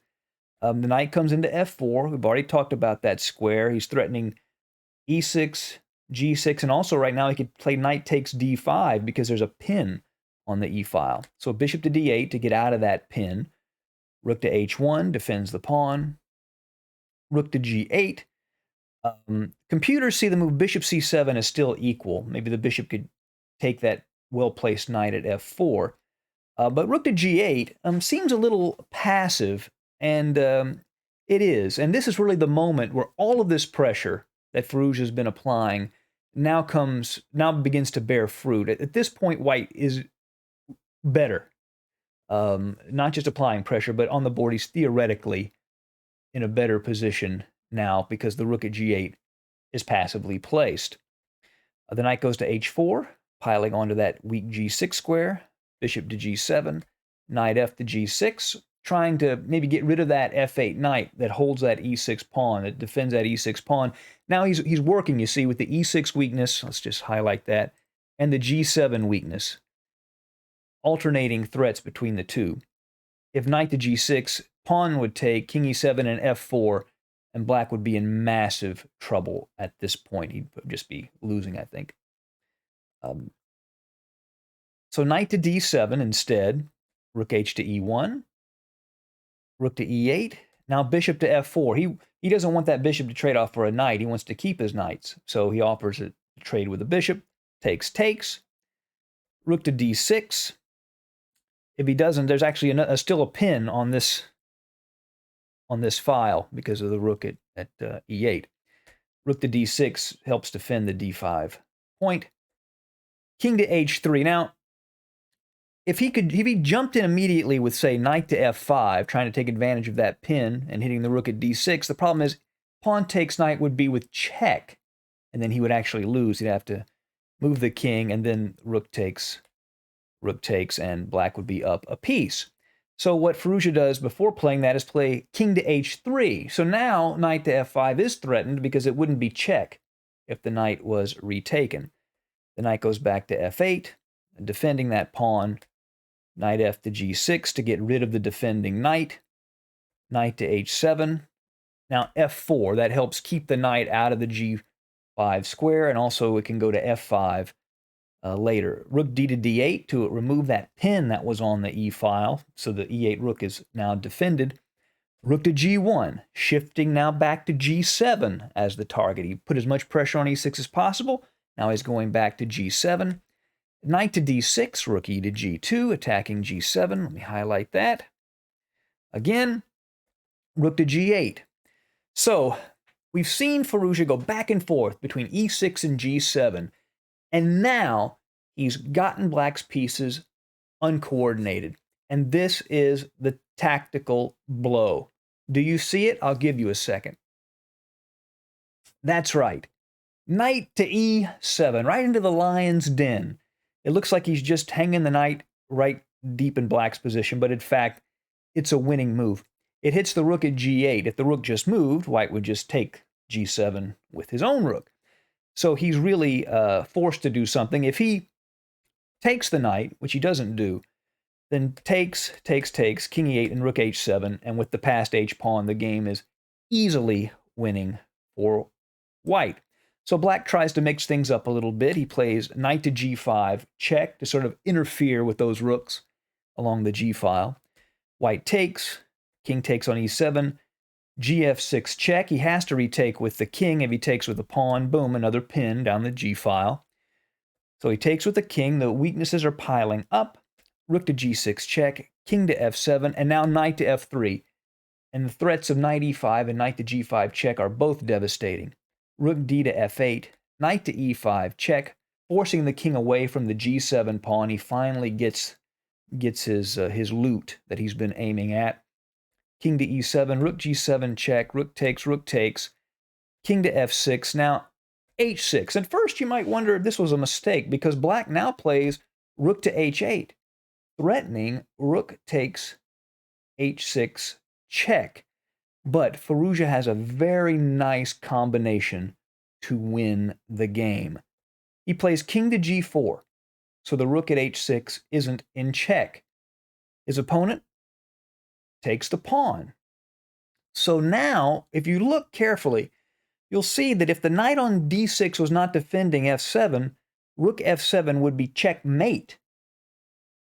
So what does he do? Boom, rook to d7, hitting the knight, forcing it away, and black resigned in this position because the only way to not lose the knight is to move it, and if he moved it, rook to f7 would be mate. This does remind me of Fischer.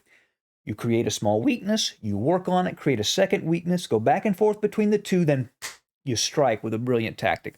A very strong game from Alireza Firouzja. Alireza Firouzja is flirting with disaster. It's sort of becoming his MO. He takes incredible risks, but they always seem to pan out for him. In this game from last year's Tata Steel Masters against Alexander Donchenko, he gets a position that looks scary to me, but he has seen deeper. It's really a great game and very enlightening. We'll learn a lot about chess from this. Welcome to Chess Dog. My name is John Montgomery.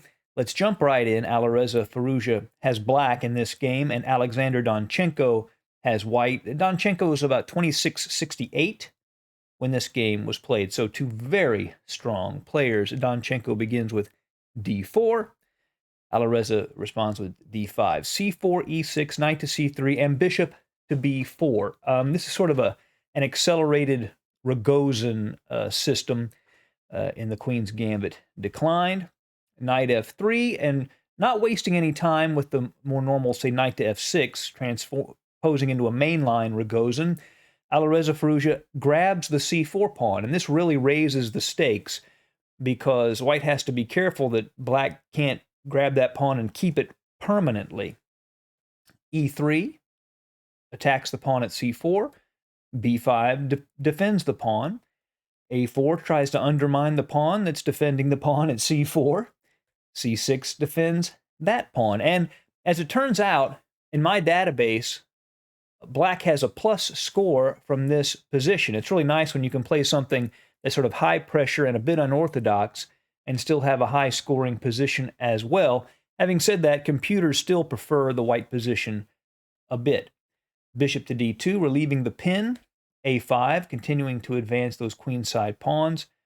Pawn takes, so Firouzja takes the knight at c3. He has to do that so that the knight can't take the pawn at b5. Takes, and then pawn takes. So we see here the imbalance is beginning to form. Firouzja is going to have the queenside pawns and queenside space. Donchenko is going to have the central pawns and central space. b3 to sort of undermine those pawns. If Firouzja takes there, then bishop takes b5 check, then queen to b3, and white is clearly better. So instead, bishop to b7, bc4, and then b4. You push ahead. You give that pawn back that you took early on, but in return, you get these passed A and B pawns, which can get very dangerous. The bishop goes back to b2. It was threatened. Knight to f6, and bishop to d3 to help control that e4 square. Now, white is building up in the center. If Donchenko can get those central pawns rolling, he could have a vicious attack. Black, in return, has the queenside pawns and a very nice bishop at b7. His goal is to restrain white's center and push the pawns on the queenside. Castles, knight b to d7, knight to d2, perhaps wanting to play, e4, e5 to support that e4 square. So e5 immediately from Firouzja. He knows that if he just lets white advance in the center, he's going to be in trouble. So he attacks the center as quickly as possible. He wants to reduce white's presence there. Bishop goes to c2, queen to c7, and here Donchenko plays h3. Now this is actually the 6th most commonly played move in this position. It's not very common at all, but the computers like it. But it doesn't score that great overall. So h3 is not the most commonly played move, doesn't score that well, but computers are happy with it. Rook f to e8, bishop to b3 to defend that c4 pawn, h6. And this is the novelty of the game. This is the first completely new move.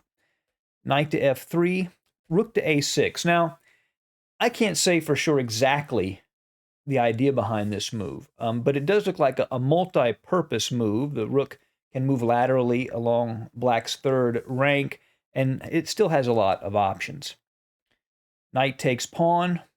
Now here's the key moment. White wants to create a pawn mass in the center and attack black's king with it.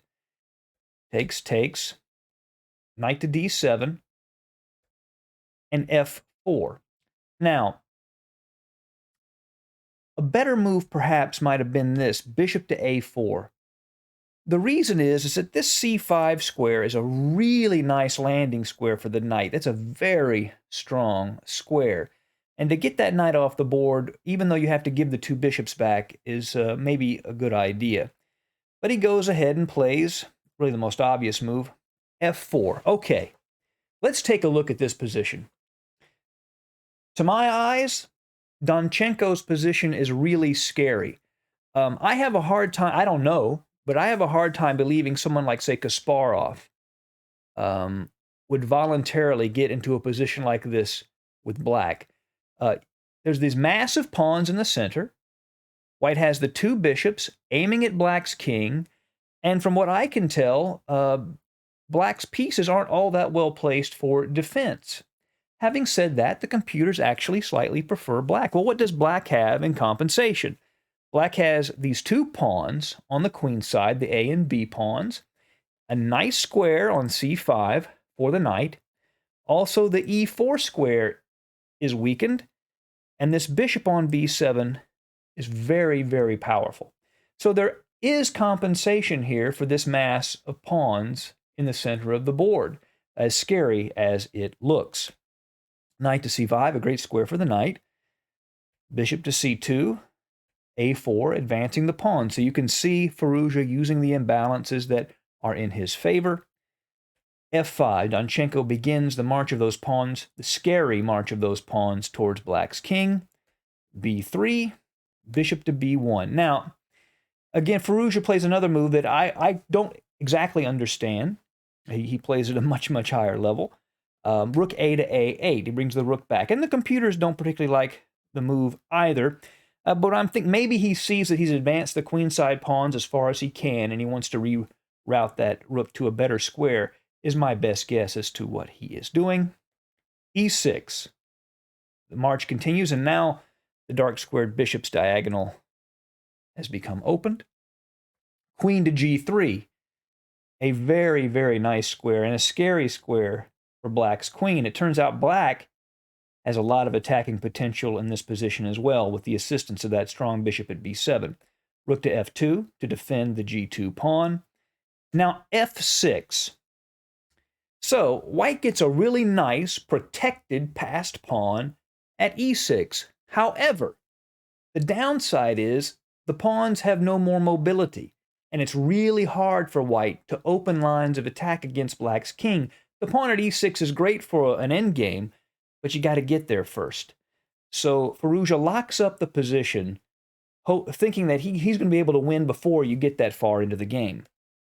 Bishop to D4, he'd love to get that well-placed knight off of the board.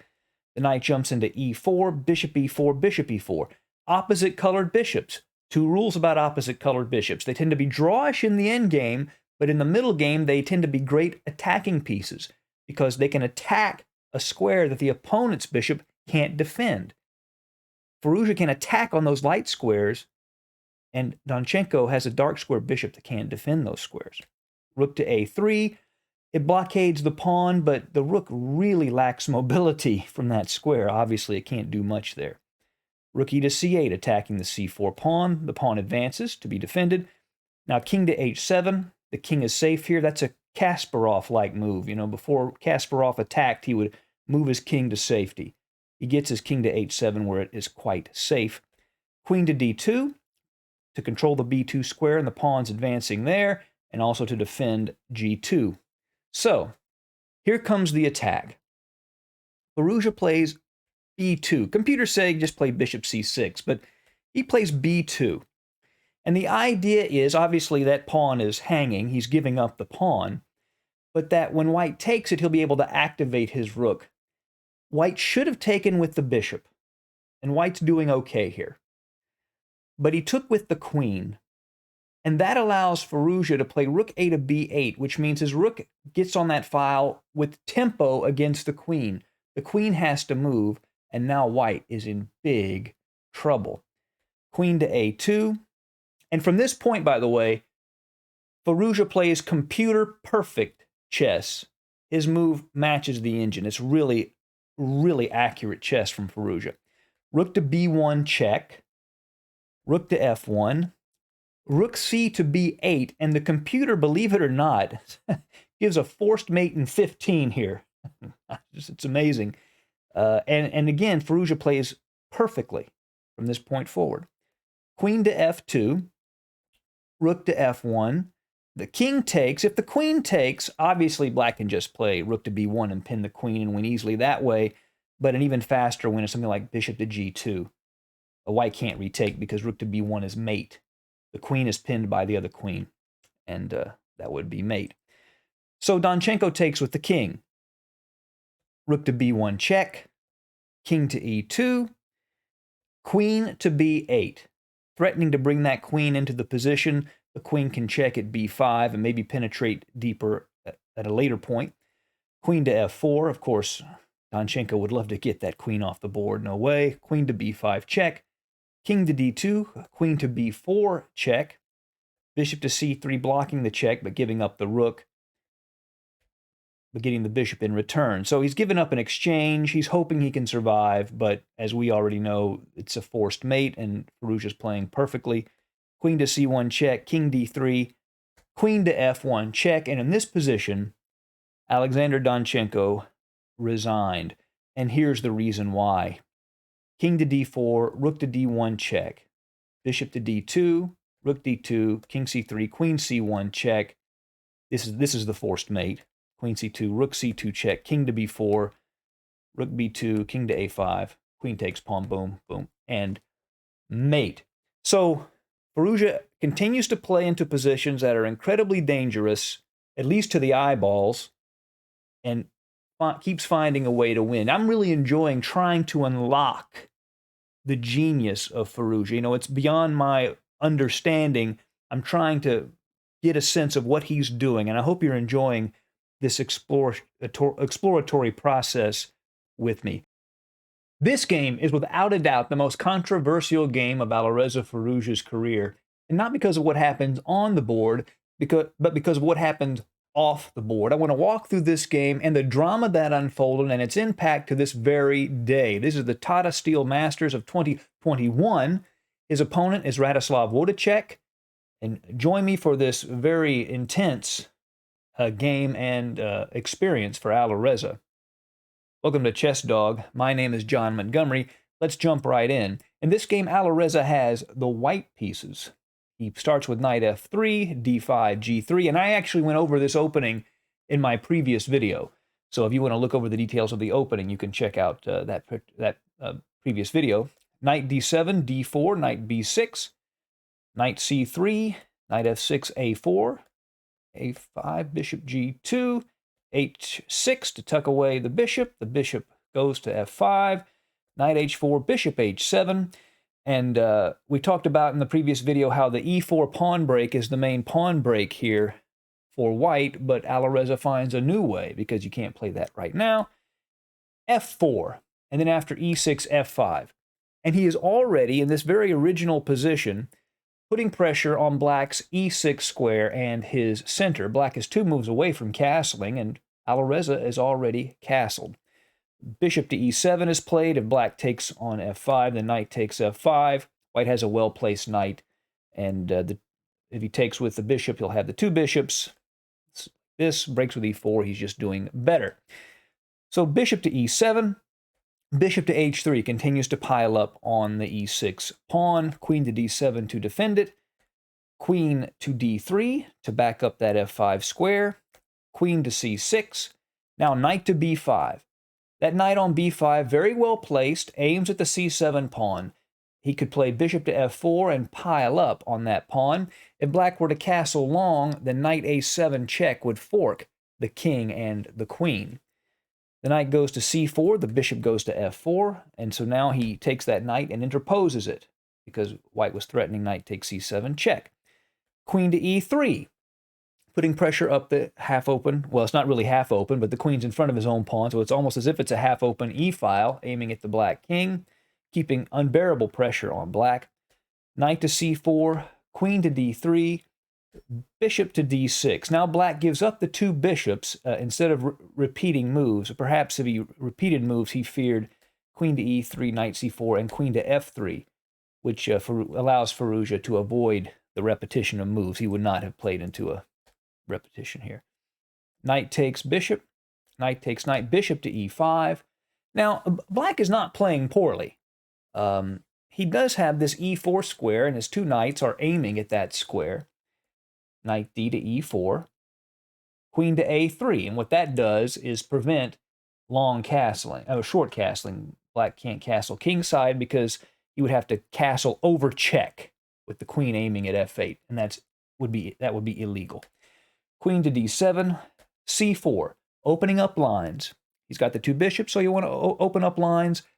Black's king can't castle, so you want to open up lines. c6, he wants to keep them closed. If he takes here, then just rook a to c1, and the position is opening up favorably for white. So he plays c6, fe6, fe6, and now that e6 pawn is a permanent target. cd5, and he takes with the knight. Bishop to g2. A better idea here, a computer idea, was actually knight to g2, with the idea of playing that knight g2 to f4 and piling up on the e6 pawn. After bishop to f5 to defend it, then bishop takes knight to h4, where the bishop is aiming at g7, the knight is aiming at f5, and black has to lose material in this position. Instead, Firouzja plays bishop to g2, knight to d2, rook f to c1, making sure that knight doesn't jump into c4, forking the queen and the bishop. Rook to f8, knight to f3, knight takes, bishop takes f3. So now, Wojciech does what we call castling by hand. This is when you actually move your pieces into a castled position, but you do it step by step artificially instead of in one move. With the castling move, he plays king to f7, and you'll see if he plays king to g8, his pieces will be in the castling position. He just moved his pieces there. e4, kicking the knight away, two bishops and a nice pawn center. White is doing well. Knight to b4, queen to e3, re-centralizing the queen. And here we have a sequence of moves where each side sort of has little sort of pinprick threats against pawns and squares for an extended period of time. One attacks, one defends. Okay, he plays king to g8, completing the artificial castling. Rook to c3, rook a to d8, h4. Wants to play h5, lock in that weak g6 square. b6. Black would like to play c5 and undermine that center of white. Bishop to e2. The bishop reroutes. You can see how the bishop on c4 would be aiming at the e6 weakness and the king at g8. That would be a strong square for the bishop. Queen goes to e7. Again, we're preparing that c5 idea. Bishop to g4 goes back, aiming at the e6 pawn. Queen to f7 with threats down the f file. I say with threats, not yet, but potential threats down the f file.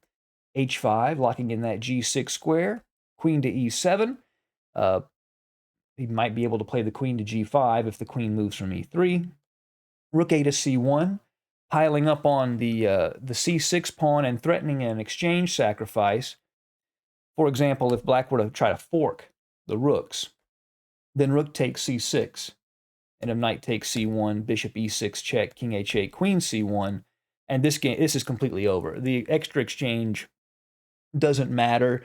Those two pawns and those bishops are dominating. The computers give, I think, +5 in this position. And after bishop takes pawn, queen takes h6 check, the g pawn is pinned by the bishop at e5. And after the bishop comes back, rook to c7, and obviously black's position completely collapses. So instead he plays queen to e8, adding another defender to the c6 pawn. Bishop to c7, double attack of the rook and the pawn at b6. But he still has to worry about the knight a2 fork. That's still on the board. So after rook d7, bishop takes b6, knight to a2. Rook takes c6, and the computers here prefer bishop to a5. You give up the exchange, but you grab the a pawn, and now you've got that very nice passed a4 pawn. Instead, Firouzja takes on c6, knight c1. Rook takes c1 here. He could play bishop e6 check. But after takes, rook c1 and queen to g4, and black's active pieces actually compensate for being material down. So instead of taking the pawn at e6, he goes ahead and captures the knight at c1. Rook to b7, bishop to c5, attacking the rook at f8. The rook gets out of the attack. b3, the pawn is now defended laterally by the queen, and also it could support a bishop sitting at the c4 square. Rook f to c7, rook to e1. By defending the e4 pawn a second time, that allows his queen to move away if she needs to. Rook to c6, bishop e2, again, preparing that shift back to c4. He's reconsidering it. Queen to b8, bishop to b5. Hits the rook to c8, now bishop to c4. Threatening bishop takes e6, check. So you see every move has a little threat. And so now, as this game is going on, there's another drama off the board. As it turns out, Alireza is playing for a tie in his total score. But they have this really odd tie-break system called Sonneborn-Berger. And I'm not even going to get into how complicated it is. It's kind of ridiculous, to be honest. But it's a tie-break system that it uses a little formula to determine whose wins have more value than someone else's. Now, let me say something about tie breaks like this. If you're in some big weekend Swiss in Las Vegas with 1,200 players, these are useful. They help, right? You got so many people. You need these little tie break systems to help you deal with the places. But if you are in a closed, elite super tournament with 10 or 12 invited super grandmasters, tie breaks must be done on the board. There's not going to be no formulas can be used. They must play, even if it's a shorter time control, even a blitz playoff. If you have the score, tie breaks, they have to be determined at the board. And as it happens at this point in the game, as far as we know, unbeknownst to Alireza, he has, because of the result on another board, he now has no chance, even with a victory, to be a contender for first place. He has the score for it, but he doesn't have the tie breaks within their silly tie break system, okay? So he doesn't know that yet at this point in the game, but he's about to find out. Okay, his opponent, Władysław, moves the king out of the way. The rook goes to f1, bishop to g8 to defend e6, king g2, rook d7, rook to f2, queen to b7, aiming the queen on that long diagonal, hitting the e4 pawn, x-raying against the white king. Rook to e2 over defending e4, queen c7, bishop to a3. Here, the move e5 was threatened, sort of undermining that c5 bishop, so he gets it out of the way. Queen goes to b6, piling up on the d4 pawn, these little threats. Bishop to b2 defends the pawn and also opens that long diagonal, or potentially opens that long diagonal with the bishop aiming at the king. Bishop to h7, queen to f4, bishop g8, queen to g4, aiming at the light squares. Władysław piles up on d4, bishop overprotects and also aims at the a5 pawn, queen to c6, bishop to a5, takes the pawn. At this point, Firouzja is completely winning this position, right? So the game is, as we say, all over but the crying, right? All that's left is the winning process. Rook to b8, queen to f4, rook d to b7, queen to e3. He attacks the h5 pawn. g4 defends the pawn, but white's king is now a bit more exposed because he advances that g pawn. Queen to d7, and now the threat of e5, followed by queen takes g4 check, is in the offing. So he defends g4, but now queen takes d4. This grabs a pawn, but it also opens up that really long dark square diagonal we were talking about earlier for the white pieces. So the bishop comes back to c3, queen to d1, and rook to d2. So this is when time control was reached. And it's a debate whether or not Firouzja discovered this on his own or he was disturbed by the arbiters. At this point, the arbiters of the tournament told him and his opponent, Władysław Władysław, that they literally had to move this game to another board somewhere else so the players that were competing for first place could take over their spot.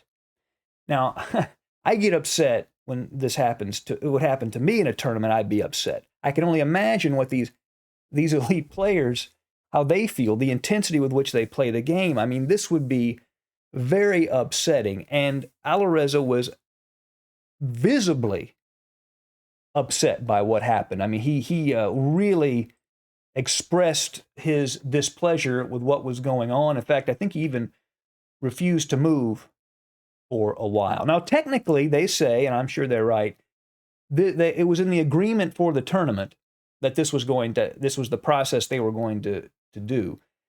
Agreement or not, the process, in my opinion, should not have been in place at all. So here, clearly, Alireza was flustered by what happened, and it affected his play in a big way here. And he has a hard time continuing the game. First of all, being asked to move, and now knowing he has no shot at first place, even though he's got the points. So queen to b1, what a check attacks the e4 pawn. Queen to f4 defends that pawn, but also threatens queen takes h6 check. Remember that g7 pawn is pinned by the bishop at c3. e5, blocking that diagonal. Bishop takes, and now bishop takes c4, getting rid of that powerful light-squared bishop. And after bc4, a draw was agreed. And before we talk about the fallout, this might be what happened. Rook e8, say queen h6 check, king g8, queen to c6, and rook b e7, queen to d5 check. And this position is drawn. You put it in a computer, it's 0.00. So Alireza clearly upset by what happened, as well he should be. So now it's this year's Tata Steel. So what happens? Well, Alireza, they apologized, as they should have, and Alireza publicly accepted their apology. However, when it came time to play in this year's Tata Steel Masters, as I understand it, as reported from the organizers, they went to Alireza and offered him, or asked him to come and play, and he asked for a certain amount of money to come play with. And that's standard practice. Because these are top professionals, they have a certain amount of money they'll receive to go play at these tournaments. And apparently the amount of money that Alireza wanted was far too much. And you get the impression that he was asking for an amount of money that he knew they couldn't pay. You know, sometimes you can get so angry at somebody that whatever they do isn't good enough simply because they're willing to do it, you know. So the only thing good enough is what you aren't willing to do. You know, the only amount of money that will be enough is the amount of money you aren't willing to pay. And because of that, he did not play in this year's Tata Steel Masters, and it was a big loss for the chess world. Now, I ask you to comment down below, because this does sound a lot like Fischer in a way. Two differences between Alireza and Fischer. Fischer complained about much smaller things. This is a legitimate beef. He has a reason to be upset here. Fischer would complain about, ticky-tack stuff. Another big difference is that Fischer was kind of his own person. He was all on his own. He didn't have much in the way of family support. He did have some friends that tried to help him out, some mentors, but he essentially was isolated and on his own. But Alireza has a family structure, a family unit. As I understand it, his father helps manage his career. So you get the impression this might have been a team decision, although you only know if you're inside the camp. Otherwise, you don't know. But tell me what you think. Do you think he made the right decision, the wrong decision? This game is kind of a wound in a way in modern chess history. It hurts a little bit. It's a real lesson in how not to handle things at the organizational level. And, we'll see what its impact is on the future of Alireza's career. It's an interesting moment in modern chess history, and I hope you enjoyed reliving it, and I hope to see you again soon. Oh, to better times. Before the 13th round debacle of Tata Steel 2021 covered in my previous video, there was round 7 when Alireza Firouzja was taking on Jan-Krzysztof Duda. And there were only, I think, 6 rating points separated them. This was a game necessary to keep him in the tournament, keep him tied for first place. It's a really interesting game. Let's get right into it. Firouzja has white, Duda has black. Firouzja begins with d4. Knight f6, knight f3, d5, bishop to f4, the London system. This is a regular part of Firouzja's repertoire. He plays a lot of different things, of course. e6, e3, bishop to d6, immediately challenging the bishop at f4, and particularly putting some pressure on the e5 square. Knight b to d2, Firouzja doesn't mind. Bishop takes, because pawn takes. It controls the e5 square. He'd be happy. Castles, knight to e5. He jumps right in. The knight hops into the e5 square, and also this queen can control h5, which stops black's knight from coming over here to irritate that bishop at f4. c5, attacking the pawn chain. c3, supporting it. Queen to c7, a flexible square for the queen, putting pressure on the knight on e5. Also, if the c file were to open up, the queen would be well positioned. Bishop to d3, an aggressive posting of the bishop helps control the e4 square, and also maybe can put some pressure on h7 near black's king later. b6, the idea here is black can play the bishop to b7, or even to a6 to challenge that bishop on d3. And Firouzja plays a very Firouzja-like move. Here, instead of castling, he plays h4. We all know how Alireza Firouzja will often avoid castling or put his king in jeopardy in order to get an edge in another sector of the board. Well, here he does not castle, but instead he gains space on the king side and opens up a potential rook lift for his rook by playing h4. This position, I think, has been reached 7 times in my database, and there's a very nice plus score for white in this position.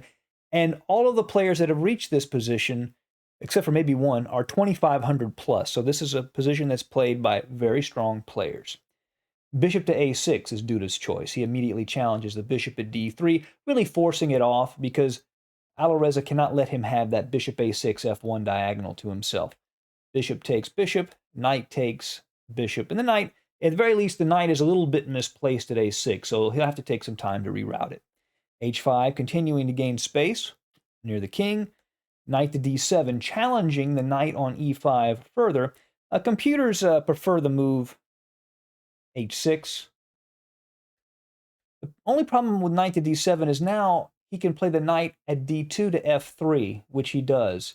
He doesn't have to worry about a knight hopping into e4 now that the knight at f6 has moved back to d7. f6, and by the way, knight df3 is the game's novelty. Black plays f6. It kicks the knight out, but it creates some weaknesses around the king. The knight goes back to d3. He doesn't want to exchange pieces. cd4.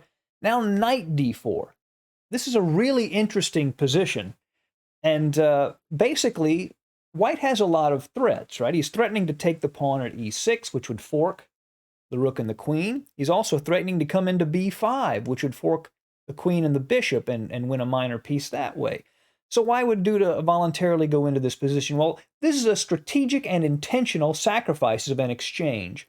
He's going to give up a rook, but he's going to get an incredibly strong knight in return. So let's look at what happens. Duda plays e5, knight to e6, queen to c4, knight takes rook, bishop takes rook. The bishop, of course, has to move because it's going to be captured. And now knight d to c5. Everything's sort of coming in on this d3 square. And after knight takes knight, knight takes knight, Duda is threatening knight to d3 check. And that would be an extremely strong minor piece. Or should I say, it's going to be an extremely strong minor piece. So Firouzja plays rook to h4. We see the rook emerge after the promised h4, h5 liberated it. It attacks the queen laterally. Black plays e4, blocking the attack on the queen and also creating a pawn supported support point at d3. Queen to e2. Of course, Firouzja would love to trade queens here, being up the exchange. But instead, knight to d3 check is played, a much better move. Then king to f1. Now, it may look like Duda is threatening to just take on b2 because the queen at e2 was pinned by the queen at c4. That would be giving up material. But if he did that here, knight takes b2, then queen c4, rook to d1. And it's really not possible to defend the pawn at d5. Because if rook to d8 were played, boom, rook takes e4. And it's a pin along that d file. So He plays f5, defending e4 again, and now knight takes b2 is threatened because that final move, rook takes e4, doesn't work because the f-pawn would capture. King to g1, removing the pin from the queen, and that way the b2 pawn is protected. Rook to c8. Now, the rook has done what it can do on h4.